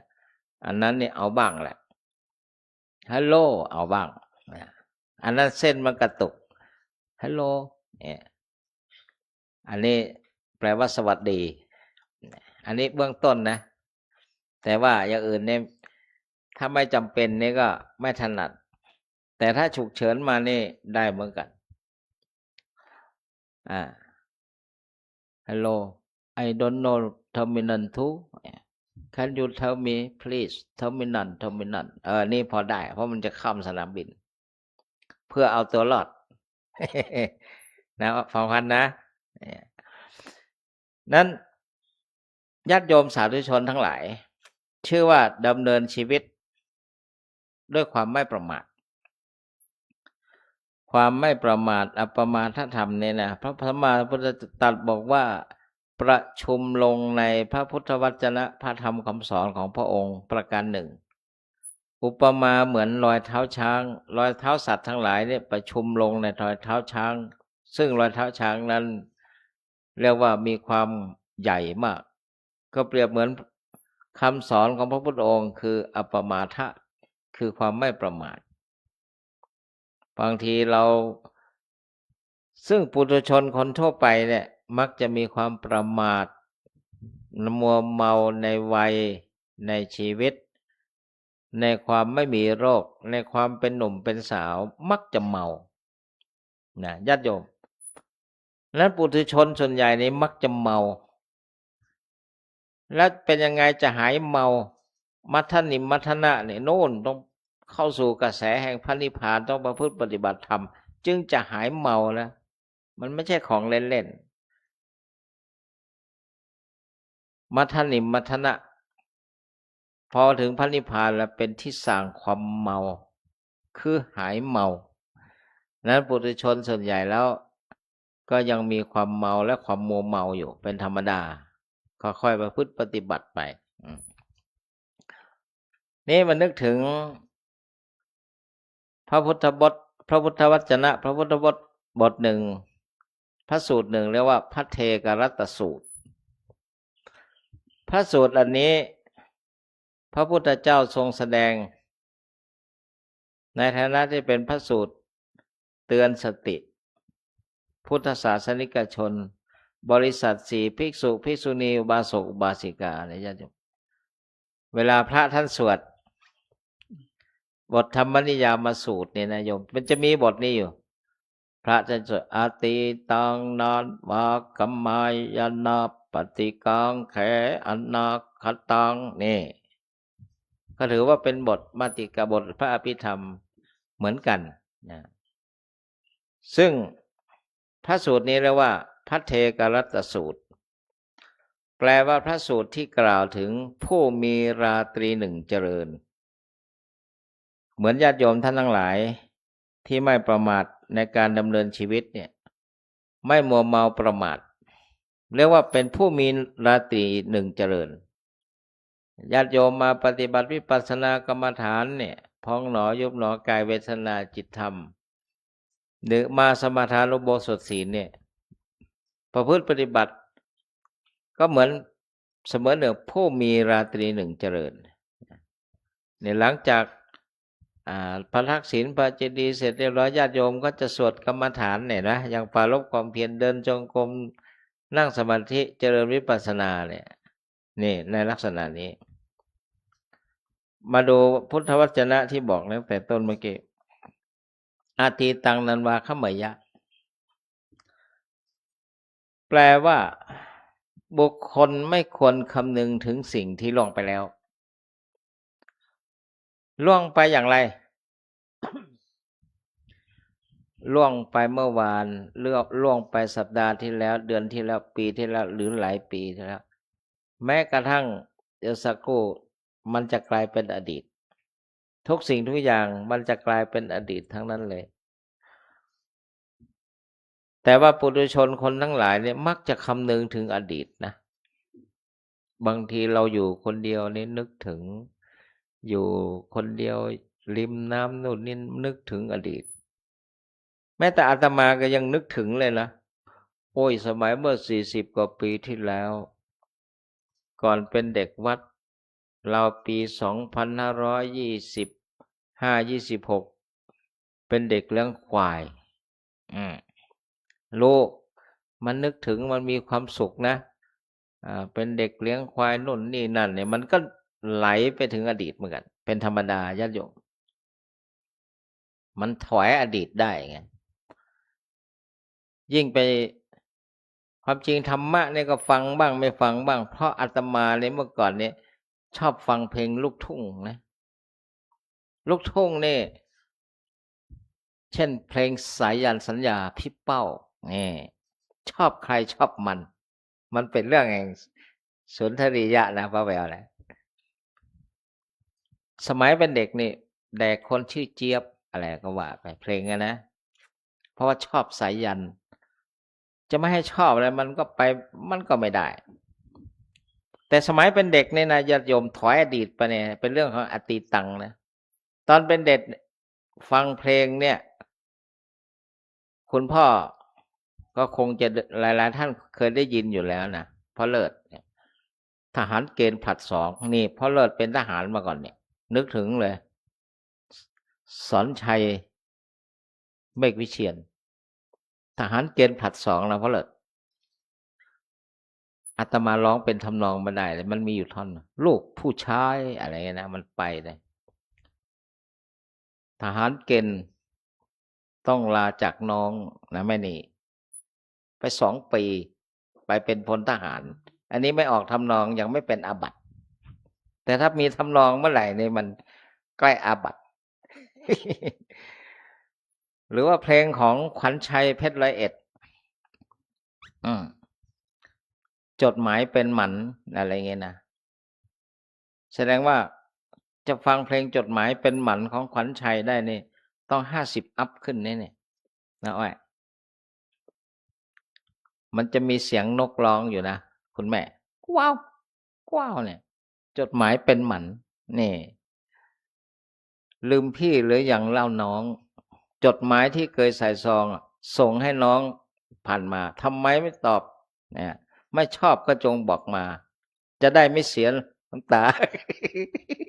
นี่มันจำอยู่ในนี้เนี่ยในทวารในมโนทวารนะโยมนะลืมพี่หรืออย่างเล่าน้องเนี่ยเห็นไหมเนี่ยมันเป็นเรื่องแห่งอดีตังอดีตทั้งนั้นเลยหรือเพลงพี่เป้าเมื่อกี้นะเพลงนี้ขอมอบแด่คนชื่อเจี๊ยบนะใจไม่เคยหยามเหยียบไม่ว่าเจี๊ยบสักนิดเดียวเนี่ยเห็นไหมมันจำแม่นนะเนี่ยแต่ว่าร้องไปทำนองไม่ได้นะไม่หน่อยเป็นอาบัตินี่คนเราในเวลาอยู่คนเดียวเนี่ยมันจะนึกถึงอดีตไปนะมันก็เป็นธรรมดายุคใครยุคมันถอยอดีตไปนั้นนักปฏิบัติวิปัสสนากรรมฐานพอนึกถึงอดีตขึ้นมาเนี่ยให้กำหนดคิดหนอคิดหนอคิดหนอให้กำหนดอย่าเอากระแสจิตไหลไปอดีตคิดหนอคิดหนอให้อยู่กับปัจจุบันไม่ว่าจะเดินจงกรมหรือนั่งสมาธิเนี่ยเวลาเดินจงกรมขวาย่างหนอซ้ายย่างหนอคิดอะไรมาหยุดก่อนนะคิดหนอคิดหนอคิดหนอแล้วก็เดินต่อไปหรือนั่งวิปัสสนาพองหนอยุบหนอนี่กำหนดร้อนเย็นหนอกำหนดไปร้อนหนอได้ยินหนอนั่งหนอเนี่ยพองหนอยุบหนอพอคิดขึ้นมาหยุดก่อนคิดหนอคิดหนอคิดหนอแล้วก็กำหนดต่อไปนี่อาตีตังนันวาคมยะสิ่งใดที่มันล่วงไปแล้วก็ผ่านไปแล้วแก้ไขไม่ได้เหมือนแม่น้ำที่ไหลจากภูเขาลงมาไหลไปท่าเดียวกลับคืนไม่ได้อะไรว่าอาตีตังนันวาคมยะเพราะว่าคนเราในเวลานึกถึงอดีตเนี่ยมักจะเศร้าส้อยนั้นพระเถระครูบาอาจารย์ท่านจะสอนว่าถ้าท่านคิดถึงความหลังท่านจะพบรังแห่งความเศร้ามันแสนเศร้าอาตมาเนี่ยสมัยก่อนนะเมื่อ40 กว่าปีที่แล้วนะอาจารย์ให้ไปซื้อหนังสือเนี่ยอาจารย์ที่เป็นพระท่านให้ไปซื้อหนังสือนิตยสารเรียกว่าศาลาคนเศร้าอาตมาเนี่ยต้องนั่งจากรถที่บ้านเนี่ยที่หอจากนั้นไปถึงนั่นนะ40 กิโลนะโยมนะแต่มันสนุกสนานนะเป็นเด็กเนี่ยไปเห็นปกแล้วศาลาคนเศร้าเห็นปกแล้วอาตมาก็หมดมูดแล้วไม่มีฟีลลิ่งซื้อก็ซื้อไปแต่ไม่เคยอ่านนะเห็นปกแล้วมันเศร้าเหลือเกินนะมันเศร้าเพราะอาตมาเป็นคนที่ไม่ค่อยเศร้านะโยมนะดูหน้าเนี่ยไม่ค่อยเศร้าไม่ค่อยเศร้าก็เลยไม่เคยอ่านศาลาคนเศร้าเห็นปกแล้วมันเศร้าแน่ว่าคนเราถ้านึกถึงความหลังหรือผูกพันเนี่ยมันจะเป็นรังแห่งความเศร้านับปฏิกังเขอนาคตังเห็นไหมด้านหนึ่งมันหลุดไปทางอดีตอีกด้านหนึ่งนั้นมันลอยไปถึงอนาคตนับปฏิกังเขอนาคตังไม่ควรหวังสิ่งที่ยังไม่มาถึงมากเกินไปบางคนนี่นะจบบัญชีคณิตศาสตร์นู่นนี่นั่นเดือนนี้ละเท่านี้เดือนนี้15,000นั่นก็อีกบอกอีก15,000 30,000บวกเข้าไปตัวเลขนู่นนี่นั่นไป ปรากฏว่ามันไม่เป็นไปตามนั้น มันเกิดความคาดหวังขึ้นมา ก็อาจจะเกิดความทุกข์ได้บางครั้งบางคราวบางกรณี ซึ่งมันอาจจะไม่เป็นอย่างนั้นก็ได้นะแม้แต่พระเนนพระก็เหมือนกันนะไปงานนะสมมติว่าอาตมาเป็นสมณเณรมาก่อนนะ28ในบวชเนนแล้วก็บวชพระ34ก็ประเมินเหมือนกันนะเมื่อก่อนเนี่ยประเมินไปบ้านไปสถานที่ตรงนี้ประเมินแล้วมูลค่าทางเศรษฐกิจสถานภาพของเจ้าภาพนี่ไม่ค่อยแรงนัก3 ใบแดงเนี่ยมันตึงแล้วอะไรประมาณนี้นะมันตึงแล้วสมัยนั้นนะบางทีมันก็ไม่อาจจะไม่เป็นไปอย่างที่เราคิดก็ได้บางทีเนี่ยญาติโยมขออภัยนะถ้าบวชใหม่กับบวชเก่าไม่เหมือนกันบวชเก่าเนี่ยเขาจะไม่คุยอะไรเยอะกับปิยพันธ์ปัจจัยที่โยมถวายเนี่ยให้ส่องดวงอาทิตย์ไว้นะส่องดวงอาทิตย์มันก็จะรู้เองนี่คือเก่าถ้าใหม่นี่ต้องแกะนู่นนี่นั่นนะเดี๋ยวนี้พอมันมีอายุแล้วบางทีวางไว้ในย่ามอะไรไม่หน่อยยังลืมไปเลยอันนี้มันมาจากที่ไหนนึกก่อนจะไปงานนั้นมายังอยู่ในย่ามอยู่ยังวางไว้มันไม่ได้ใส่ใจวางไว้นะอันนี้ลักษณะนี้บางทีนี่มันเป็นซองกัปปิยพันธ์ปัจจัยเนี่ยตาเรือบินนะมันไม่ค่อยสวยนะมันมีเขาเรียกว่าซองตาเรือบินมันมีรูปเครื่องบินอยู่เนี่ยอย่าไปประเมินไม่สูงนะอาตมาเคยคิดซองเครื่องบินก็อย่างนั้นนะวางไว้เถอะเดี๋ยวค่อยทำบุญอื่นซองที่สวยๆดึงออกมาปั๊บ1 ใบแดงซองสวยมากไอ้ซองเรือบินเล็กๆเนี่ยนะมันไม่ค่อยสวยเท่าไหร่แป๊บออกมามันมีความแปลกกล้าคือมันสีเทาเอาไปใช้ประโยชน์ได้มากกว่าแดงเมื่อกี้เลยนะนี่เทียบให้ฟังว่ามันอาจจะไม่ใช่อย่างที่เราคิดนี่ญาติโยมนับปฏิกังเขอนาคตังจิตมันมักจะลอยไปถึงอนาคตจินตนาการเนี่ยบางคนนี่เป็นคนราคะจริตรักสวยรักงามจินตนาการโน่นนี่นั่นวาดวิมานฝันในอากาศจิตมันลอยไปทางอนาคตนั่นคือไม่อยู่กับปัจจุบันดังนั้นสิ่งที่สำคัญก็คือนักปฏิบัติพอคิดแล้วคิดหนอเนวนัปปฏิกังเขอนาคตังยะทะตีตัมปะหีนันตังนะอัปปตัญจะอนาคตังนี่ท่านบอกว่าสิ่งใดที่ล่วงไปแล้วสิ่งนั้นก็เป็นอันลับไปแล้วและสิ่งใดยังไม่มาถึงก็คือมันยังไม่มาถึงให้อยู่ตรงกลางปัจจุบันเอาไว้นะปัจจุปันนังจโยธรรมังตถะวิปัสสติอสังหิรังอสังกุปปังตังวิทามนุโพหเยมนุพโรหเยก็บุคคลใดเห็นแจ้งธรรมปัจจุบันการปฏิบัติวิปัสสนากรรมฐานเนี่ยนะโยมก็คือให้รู้แจ้งในสภาวะที่เป็นปัจจุบันที่เกิดขึ้นอารมณ์ที่เห็นทางตาหูจมูกลิ้นกายใจสัมผัสรูปเสียงกลิ่นรสโผฏฐัพพะธรรมารมณ์นี่ให้กำหนดในขณะที่เกิดสภาวะกระทบสิ่งนั้นๆขึ้นมาเรียกว่าเห็นแจ้งธรรมปัจจุบันไม่งอนแง่นไม่คลอนแคลนในธรรมนั้นๆได้วิปัสสนากรรมฐานนี่ทางสายเอกทางสายตรง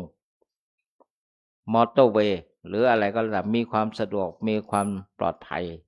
เป็นทางสายเอกไม่แวะซ้ายแวะขวาไม่แวะซ้ายไม่แวะขวาอย่างที่เคยบอกครั้งก่อนว่าบางทีคนที่เคยปฏิบัติสมถกรรมฐานเนี่ยมันยึดติดได้ไงโยม พอยึดติดแล้วกลายเป็นผู้วิเศษเสกเป่าสิ่งทั้งหลายเป็นของขลังอิทธิฤทธิ์สุดท้ายก็ไม่พ้นจากความทุกข์ไปได้เนี่ยนั่นสมถกรรมฐานนะวิปัสสนากรรมฐานนี่มันทางสายเอกบุคคลนั้นๆพึงเจริญธรรมนั้นๆให้ปลุกโปร่งเถิด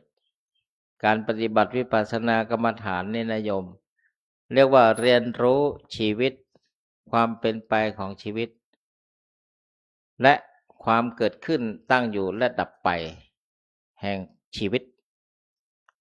คือความนึกคิดของเราด้วยสติของเรา อาเชวะกิจจมาตัปปังโกชัญญามรณังสุเวอาตัปปังกิจจังสิ่งที่ควรกระทำภารกิจหน้าที่ของเรามีอะไรบ้างที่เราควรทำ คุณพ่อคุณแม่ญาติโยมทุกท่าน อะไรที่ควรจัดสรรเนี่ยพอมีอายุแล้วอย่าให้เป็นทุกข์มากจัดสรรมรดกคนนี้บ้านคนนี้ตรงนี้เหมาะสมยังไงก็วางไว้ให้คนนั้นคนลูกคนนั้นคนนี้ไม่ต้องไปเราก็อาศัยอยู่จะยกให้ก็ได้หรือจะยังไม่ยกก็ได้ถ้าลูกกตัญญูลูกหลานกตัญญูก็มอบไปเห็นท่าดูอาการแล้วยังไม่ค่อยจะกตัญญูนักปล่อยไปก็เดี๋ยวจะไม่มั่นคงหรือจะเชิญเราไปอยู่วัดแล้วมันจะเอาไปที่บ้านไปขายเนี่ยอย่าเพิ่งให้เอาไว้ก่อนสต็อปไปก่อนคาไว้เดี๋ยวใช่คุณพ่อคุณแม่มาอยู่วัดแล้วเอาที่ดินบ้านอะไรไปขายสังหาริมทรัพย์อย่างนี้เป็นต้นนะสิ่งใดที่ควรทำก็ทำเสียในวันนี้นะบางท่านบางคนเนี่ยก็ไม่ประมาททำพินัยกรรมโน่นนี่นั่นไปก็เป็นธรรมดาว่าไม่ประมาทจัดสรรให้หมดแล้วโกชัญญามรณังสุเวใครเล่าจะรู้ความตายจะมีในวันพรุ่งมันของไม่แน่นะญาติโยมเราไม่รู้ว่าชีวิตเราจะดับเมื่อไหร่มันของไม่แน่เหมือนญาติโยมมาปฏิบัติธรรมเนี่ยไม่ประมาทเป็นชีวิตที่ประเสริฐมากที่สุดเลยอาตมากับหลวงพ่อเนี่ยพ่อเจ้าวาดหลวงพ่อพระสุวรรณเมธีหลวงพ่อกับตุลุงศรี3เจ้าคุณเรามีกิจต้องไปเดินทางที่กทมมีอยู่ครั้งหนึ่งนะนั่งเครื่องลำเดียวกันปกตินี่จะไม่นั่งเครื่องลำเดียวกันถ้าไม่จำเป็นคือให้แยกกันขออภัยพูดโดยธรรมะนะพูดโดยธรรมถ้าไป1ยังเหลือ2ไงถ้าไป1ยังเหลือ2ถ้าไป2ยังเหลือ1ไม่ไปลำเดียวกันแต่วันนั้นมันมีเหตุต้องไปลำเดียวกันปรากฏว่าเครื่องบินตกหลุมอากาศตุ้งตุลุงเจ้าคุณศรีท่านตกใจเพราะท่านนั่งหน้านะเกิดอะไรก็ตกใจอาตมาก็กำหนดก็ธรรมดาก็มีบ้างแหละคนเรานึกในใจนึกถึงพระบรมธาตุแล้วมันไม่ถึงที่ตายวายชีวาตใครพิฆาตถึงว่าแม่อาสันนึกถึงพระบรมธาตุเตรียมใจแล้วถามหลวงพ่อเป็นยังไงบ้างเนี่ยตอนแรกพ่อเหมือนเล่นสไลเดอร์เลยอำละท่านตอนนั้นสวนสยามยังมีไงมันให้นึกถึงว่าสวนสยามที่มันลงทะเลกรุงเทพนะอย่างนั้นเลยหลวงพ่อท่านมีสติดีกำหนดดีอย่างนี้เห็นไหมเรียกว่าเราก็ไม่ประมาทโกชัญญามรณังสุเวใครเล่าจะรู้ความตายจะมีในวันพรุ่งมันของไม่แน่นะกำหนดไม่ได้รู้ไม่ได้แต่ตอนนี้ยังอยู่อาตมาเนี่ยเคยเล่าญาติโยมฟังเนี่ยเป็นเรื่องจริงทั้งนั้นเลยนะผ่านมรณะภัยหลายครั้งที่1 2128เป็นสมณเณรจะมาอำเภอฮอด สมัยนั้นรถมันหายาก นั่งรถรุ่นกรุงศรีวิไลเจ้าของเป็นตชด2 สามีภรรยามีลูก2 คนให้นั่งหลังภรรยานั่งหน้าพร้อมกับคนขับปรากฏอาตมาเป็นเนนน้อยรถก็หายากก็ขอโบกเอาเลยไปรูปเดียวโบกอย่างนี้เลยก็นั่งจากที่บ้านพอไปถึงกลางทางฝนตกอย่างนี้ชนหินตึงอาตมาก็ลอยแล้วล่องนั่งเหมือนหลวงพ่อคูณทับเส้นเหลืองขึ้นมาปรากฏว่าในรถนั้นปลอดภัยทุกคนแต่อาตมาเนี่ยมันศีรษะปูดนิดไม่รู้ไปโดนอะไรนั่งทับเส้นเหลืองเลยโยมเนนออดยังรอดในครั้งที่1นะแล้วก็ผ่านมาหลายครั้งมาที่จอมทองกุฏิหลังนี้นี่ที่ท่านปรวัตรอยู่เนี่ยตอนนั้นยังไม่ใช่เมทัลชีทมันเป็นกระเบื้องกิ่งมะม่วงแห้งตกลงมาซาบตึ้มกลางวันแสกๆเกือบมรณะแล้วหนอมองรูโหว่เลยพระบรมธาตุบารมีหลวงปู่คุ้มครองอันตัวข้าพเจ้ายังปลอดภัยดีพิจารณาดูนั่นเนี่ยไปหรือยังนี่นะไอ้ที่มองเนี่ยมันเป็นองค์จริงหรือวิญญาณมาพิจารณาสำรวจกายหยาบยังอยู่แสดงว่าเรายังรอด แต่อย่าอยู่อันนี้มันของไม่แน่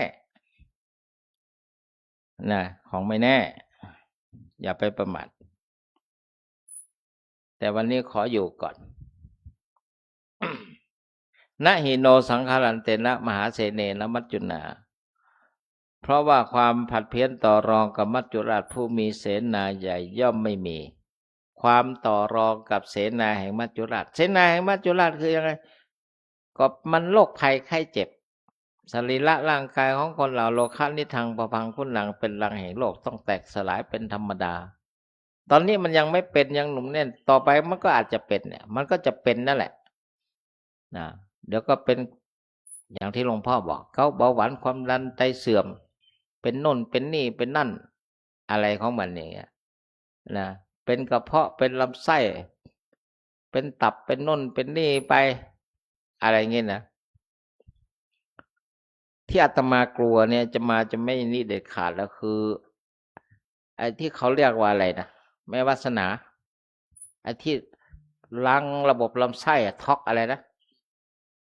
ฮะไม่รู้อะระบบอะไรที่เราไม่ดีท็อกใช่ไหมโอ้ใครจะท็อกก็ตามสบายอาตมาไม่ท็อกเลยอะมีที่ไหนนึกว่าไส้ไก่หรือโยม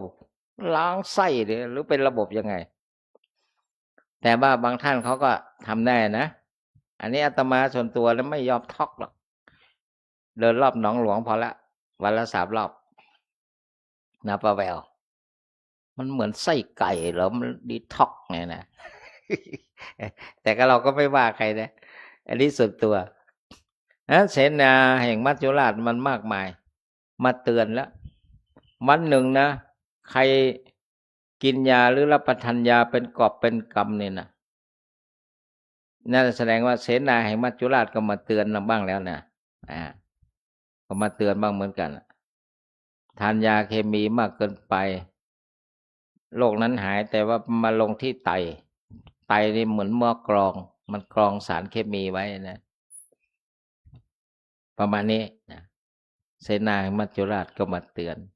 ไม่สามารถที่จะต่อรองได้ เอวังวิหาริมาตาปิงอโหรตะมัตตันทิตังตังเวพัทเทกรัตโตติสันโตอาจิคเตมุนีติพระมุนีผู้สงบหมายถึงพระพุทธเจ้าย่อมเรียกบุคคลผู้มีปกติอยู่อย่างนี้นะญาติโยม มีความเพียรไม่เกียจคร้านทั้งกลางวันกลางคืนคือปรารภความเพียรเนี่ยไม่ประมาทเดินจงกรมนั่งสมาธิเนี่ยขวาย่างหนอซ้ายย่างหนอยกหนอเหยียบหนอยกหนอย่างหนอเหยียบหนอนี่ไปจนกระทั่งถึงยกส้นหนอยกหนอย่างหนอลงหนอถูกหนอกดหนอระยะที่6นั่นน่ะพองหนอยุบหนอ นั่งหนอกำหนดจุดไปตามหลักสูตรของวัดพระธาตุสีจอมทองที่หลวงปู่กำหนดไขว้หน้าไขว้หลังโน่นนี่นั่นทั้งหน้าทั้งหลังจบเลยเรียกว่าผู้มีราตรีหนึ่งเจริญสันโตอาจิกเตมุนิติ ไม่เกียจคร้านทั้งกลางวันและกลางคืนว่าผู้มีราตรีหนึ่งเจริญอันนี้เป็นเนื้อความของพัทเทกรัตตสูตรพระสูตรที่กล่าวถึงว่าบุคคลผู้มีราตรีหนึ่งเจริญในญาติโยมท่านทั้งหลายเนี่ยมาปฏิบัติวิปัสสนาเนี่ยนะกล่าวกันว่ามันมีวิมานของแต่ละท่านเนี่ยหล่อเราดึงวิภพบังอะไรต่ออะไรเนี่ยเกิดจิตดับปั๊บไปบังเกิดในวิมานทองนี่กานกะวิมานเนนิพตาเนพโตบังเกิดในวิมานทองใครเคยถวายดอกไม้ยังไงเนี่ยแบบไหนยังไงมากลายเป็นดอกไม้ทองให้ญาติโยมเนี่ยดาลดาษไปด้วยนู่นนี่นั่นไปของแต่ละท่านแต่ละบุคคลนั่นคือในสัมปรายะภายภาคหน้าแต่ที่สิ่งที่สูงสุดที่สุดคือพระนิพพานไม่มีอาสวะกิเลสไม่เกิดไม่แก่ไม่เจ็บไม่ตายนั่นคือเป้าหมายสูงสุดที่เรียกว่านิพพานะปรมังสุขังสุขมีพระนิพพานเป็นอย่างยิ่งนั่นแหละคือไม่เกิดไม่แก่ไม่เจ็บไม่ตายแต่พวกเราก็ยังต้องเกิดต่อไปเพราะยังมีกิเลสนะดูเวลาแล้ว20:30บอกแล้วตอนเช้าเนี่ยจะไม่เท่าไหร่แต่กลางคืนนี่จะพูดเยอะหน่อยแต่ก็ดูเวลาแล้วพอสมควรนะ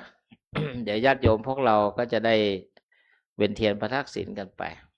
เพราะนั้นด้วยอนุภาพคุณพระศรีรัตนตรัยคือพระพุทธพระธรรมพระสงฆ์อานิสงส์ที่ญาติโยมประพฤติปฏิบัติขอให้ทุกท่านปราศจากทุกโศกโรคภัยทุกประการอายุวนะสุขภละปฏิภาณธนสารสมบัติขอยุติการให้ธรรมะเป็นทานในภาคค่ำคืนธรรมสวนะเพียงเท่านี้ขอเจริญพรอันตมยังสาธุกลังกโลมาเซสาธุสาธุสาธุท่านเจ้าคุณท่านเก่งภาษาบาลีแปลสดพัทเทกละสูตรใช่ปะพัทเทอะไรนะพัทเทกละอติตังนานวาอติตังนาวาขมายนะปฏิกังเขอนาคตังยถาติตปหินันตังอปัตตจะอนาคตังปัจจุบันนันจะโยธรรมังตัทตะทวิปัสสติอสังหิลังสังปังตังวิตรามรภวเยอเชวกิจมาตปังโคชัญญามรณังสุเวไนโนสังคลันเตนะมหาเสเนนะมัจจุนาเอวังวิหาริมาตปิงอโหรตมตันติตังตังเวพัทเทกรัตโตติสันโตอาจิคเตมุนีติเป็นคำอู้ของพระพุทธเจ้าพระพุทธเจ้าให้เรากำหนดปัจจุบันว่าอดีตก็ผ่านไปแล้วอดีตังนานว่าอนาคตก็ยังไม่มาถึงไปทำปัจจุบันให้ดีที่สุดเท่าที่คือมีสติก็ขอขอบคุณอนุโมทนากับท่านเจ้าคุณที่ได้เอามาถวายท่านจะได้ไวๆหน่อยก็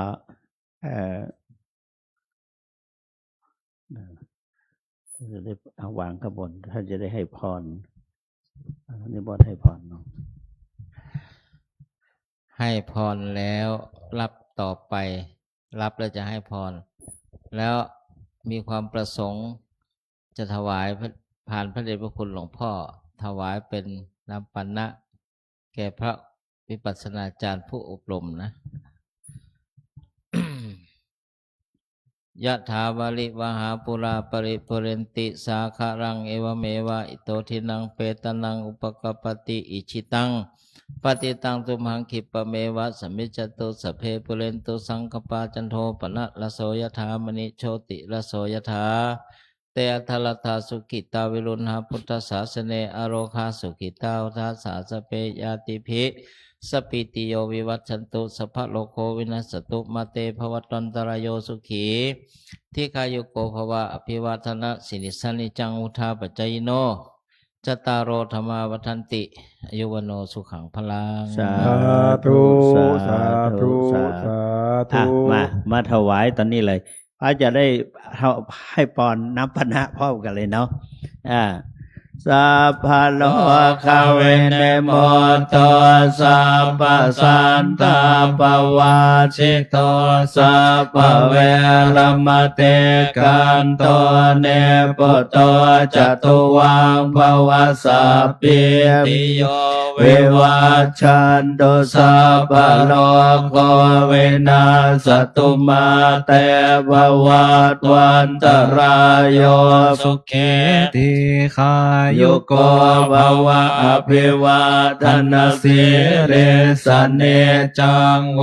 ธาปจายโนจัตตารโอธรรมาวัฏันติอายุวันโนสุขังภาลัง สาธุสาธุสาธุ สรวุฒิอันนี้ไปอันนี้เอาเดี๋ยวไปอธิไป ท่าน ป มหา ฏิ นิ จจ ม ร นต์ อัน หลวง นี้ พ่อ ท่าน มอบ เจ้าคุณอมระเวทีได้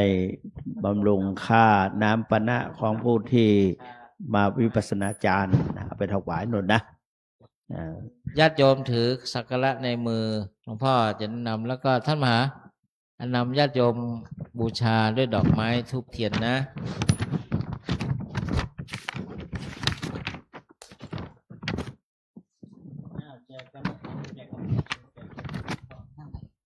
พ่อ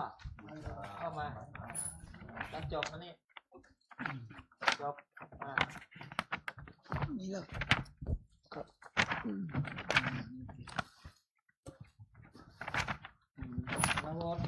เอาแจกดอกไม้ก่อน อันนี้นับว่าได้อานิสงส์เนาะ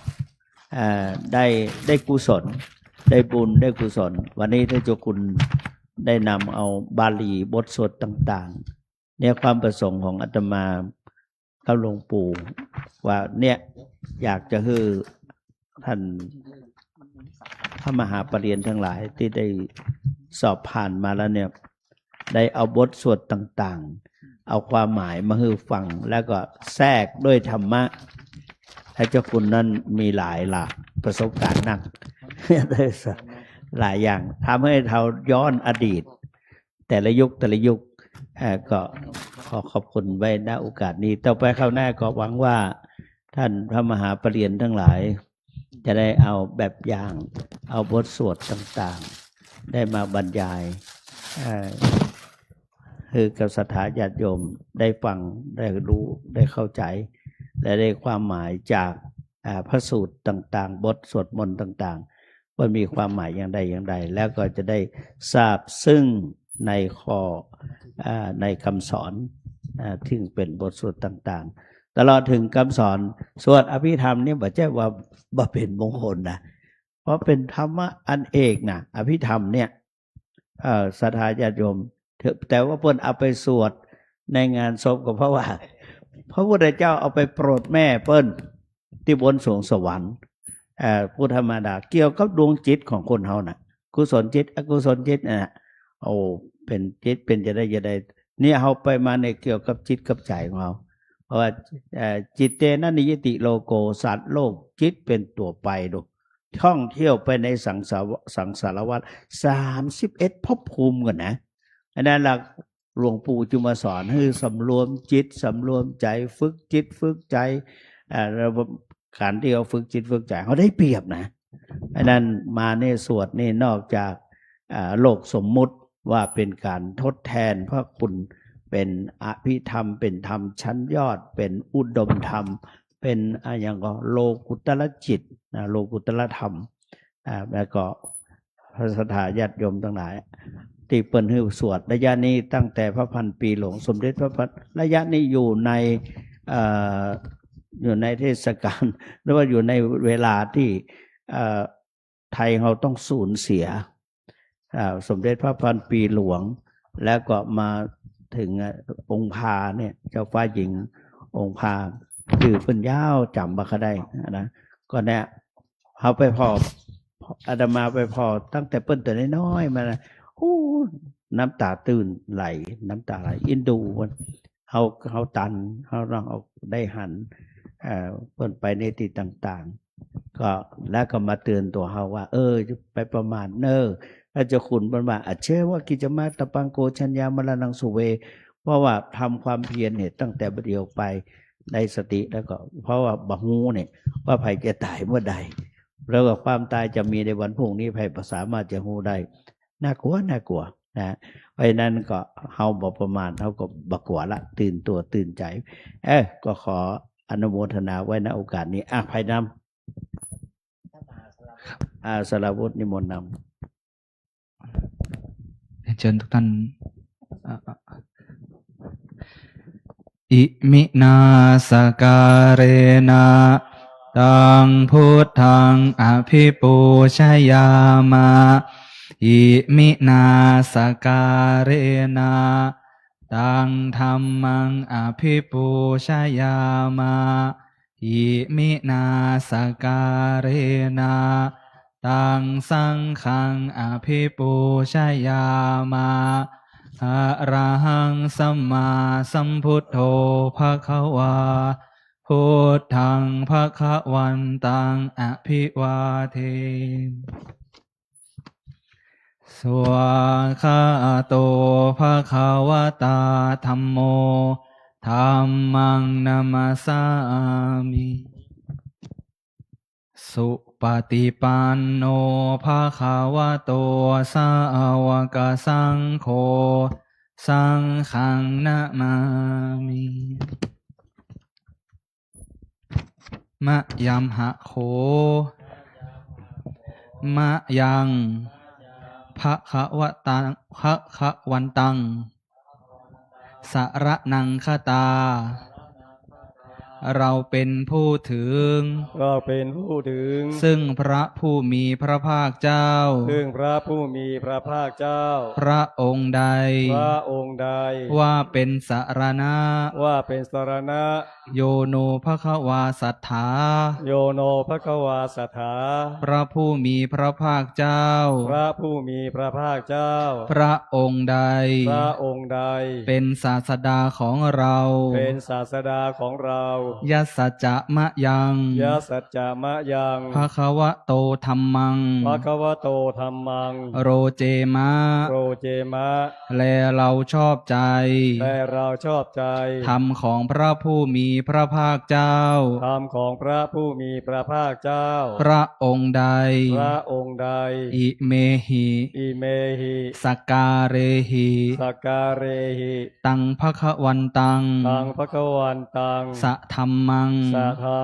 สะสังฆังอภิปูชยามะเราตั้งใจบูชาซึ่งพระผู้มีพระภาคเจ้าพระองค์นั้นพร้อมทั้งพระธรรมพร้อมทั้งพระสงฆ์ด้วยเครื่องสักการะทั้งหลายเหล่านี้นะโม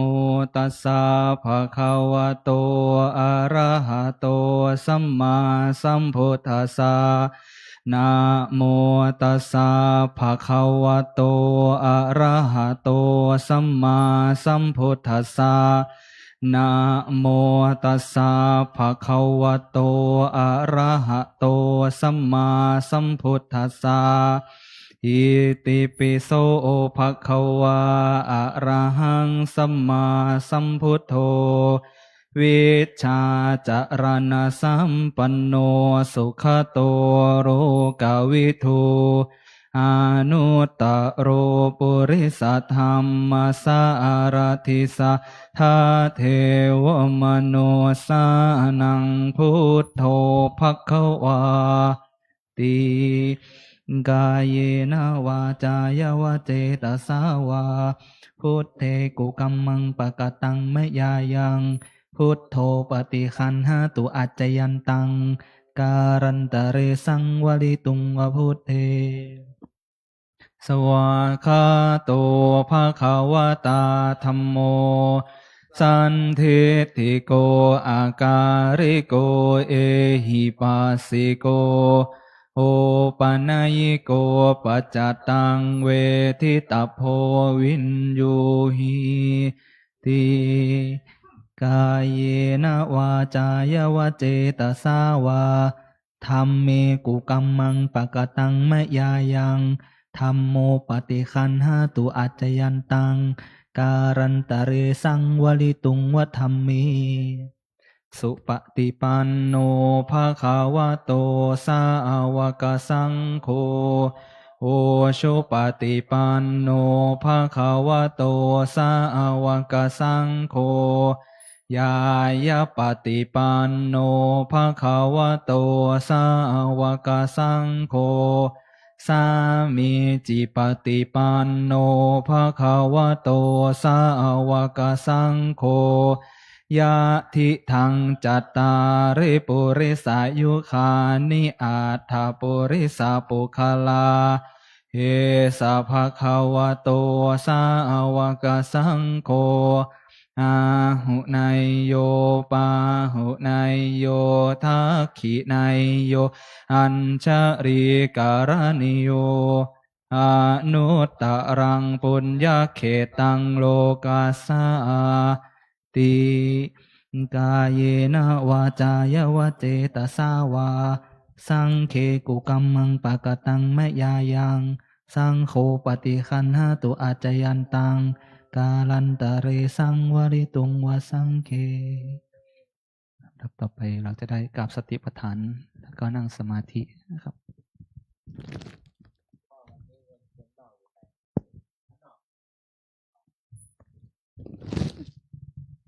ทุกท่านกราบสติปัฏฐานแล้วก็จะได้นั่งสมาธิภาวนา เสร็จจากนั้นเราทั้งหลายมีพระเดชพระคุณหลวงพ่อเป็นประธานจะได้พระทักษิณรอบพระเจดีย์3 ครั้ง 3 รอบ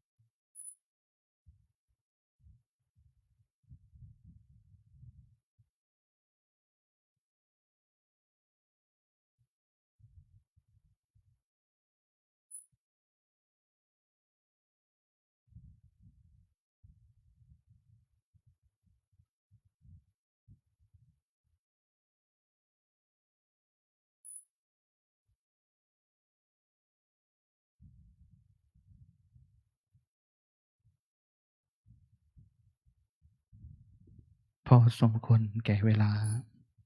ค่อยๆขยับขยายคลายสมาธิกล่าวคำกวดน้ำแบบพื้นเมือง อีทังทานากัมมังเนภานาปัจจยโยโหตุโนเนจังเอตังศีลากรรมเนภานาปัจจยโยโหตุโนเนจังเอตังภาวนากัมมังเนภานาปัจจยโยโหตุโนเนจังยังกินเจโกสาลังกตพังกัมมังสัพเพเหกเตเงกตังปุญญังโนอนุโมทันโตสุนันโตพนโตเยเทวาอัสสมิงทาเตอาทิคาตาทิคายโยกาสัทธาหนโตสัพพสัตตานังสุขีอัตตานังปริหารันตุมาตาเปตาสุเขตาหนโตโทคาปามุจจันโตสัพเพยาติกาสุเขตาหนโตโตคาปามุจจันโตสัพเพอายาติกาสุเขตาหนโตโทคาปามุจจันโตสัพเพปิสาสัพเพยัคขาสัพเพเปตาสุขิตหนโตโทคาปามุจจันโตสัพเพนัคขตาสุเขตาหนโตโทคาปามุจจันโตสัพเพเทวาสุขิตาหนโตโทคาปามุจจันโตสัพเพอาจาริโยปัจจยาสุเขตาหนโตโทคาปามุจจันโตสัพพสัมปตินังสะเมชันตุโววันธาเมพุทธังสัพพังเมโทสังฆามะทะเมพันเตวันธามิธัมมังสัพพังเมโทสังฆามะทะเมพันเตวันธามิสังฆังสัพพเมโทสังฆามะทะเมพันเตวันธามิกุโรโอปัจจายาจาริสัพพเมโทสังฆามะทะเมพันเตวันธามิกัมมัฏฐานังสัพพังเมโทสังฆามะทะเมพันเตวันธามิอาราเมภัทธสีมายังสัพพังเมโทสังฆามะทะเมพันเตวันธามิเจติยังสัพพังสัพพทาเนโสปเตเทตาสะเรราตาตุมมหาโพธิพุทธรูปังสากาลังสัทธานาคโลเกเทวโลเกพรหมโลเกชัมพูทิเปลังกาทิเปสาเรราธาตุโยเกสาธาตุโยอะระหันตธาตุโยเจติยังคันธากุติงราสีเตสาเสธัมมขันเทสัพเพสังปาทะเจติยังอหังวันธามิสาภาโสครับ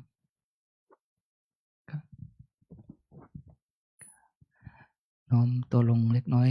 วันทาน้อยพระเดชพระคุณหลวงปู่วันทา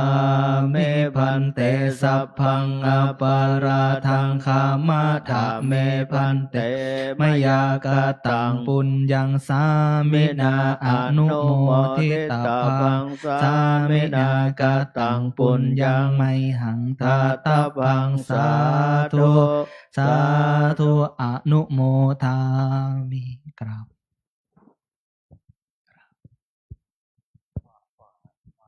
อะระหังสัมมาสัมพุทโธภควาพุทธังภควันตังอภิวาเทสวาคาโตภควตาธัมโมธัมมังนามัสสามิสุปฏิปันโนภควโตสาวกสังโฆสังฆังนามา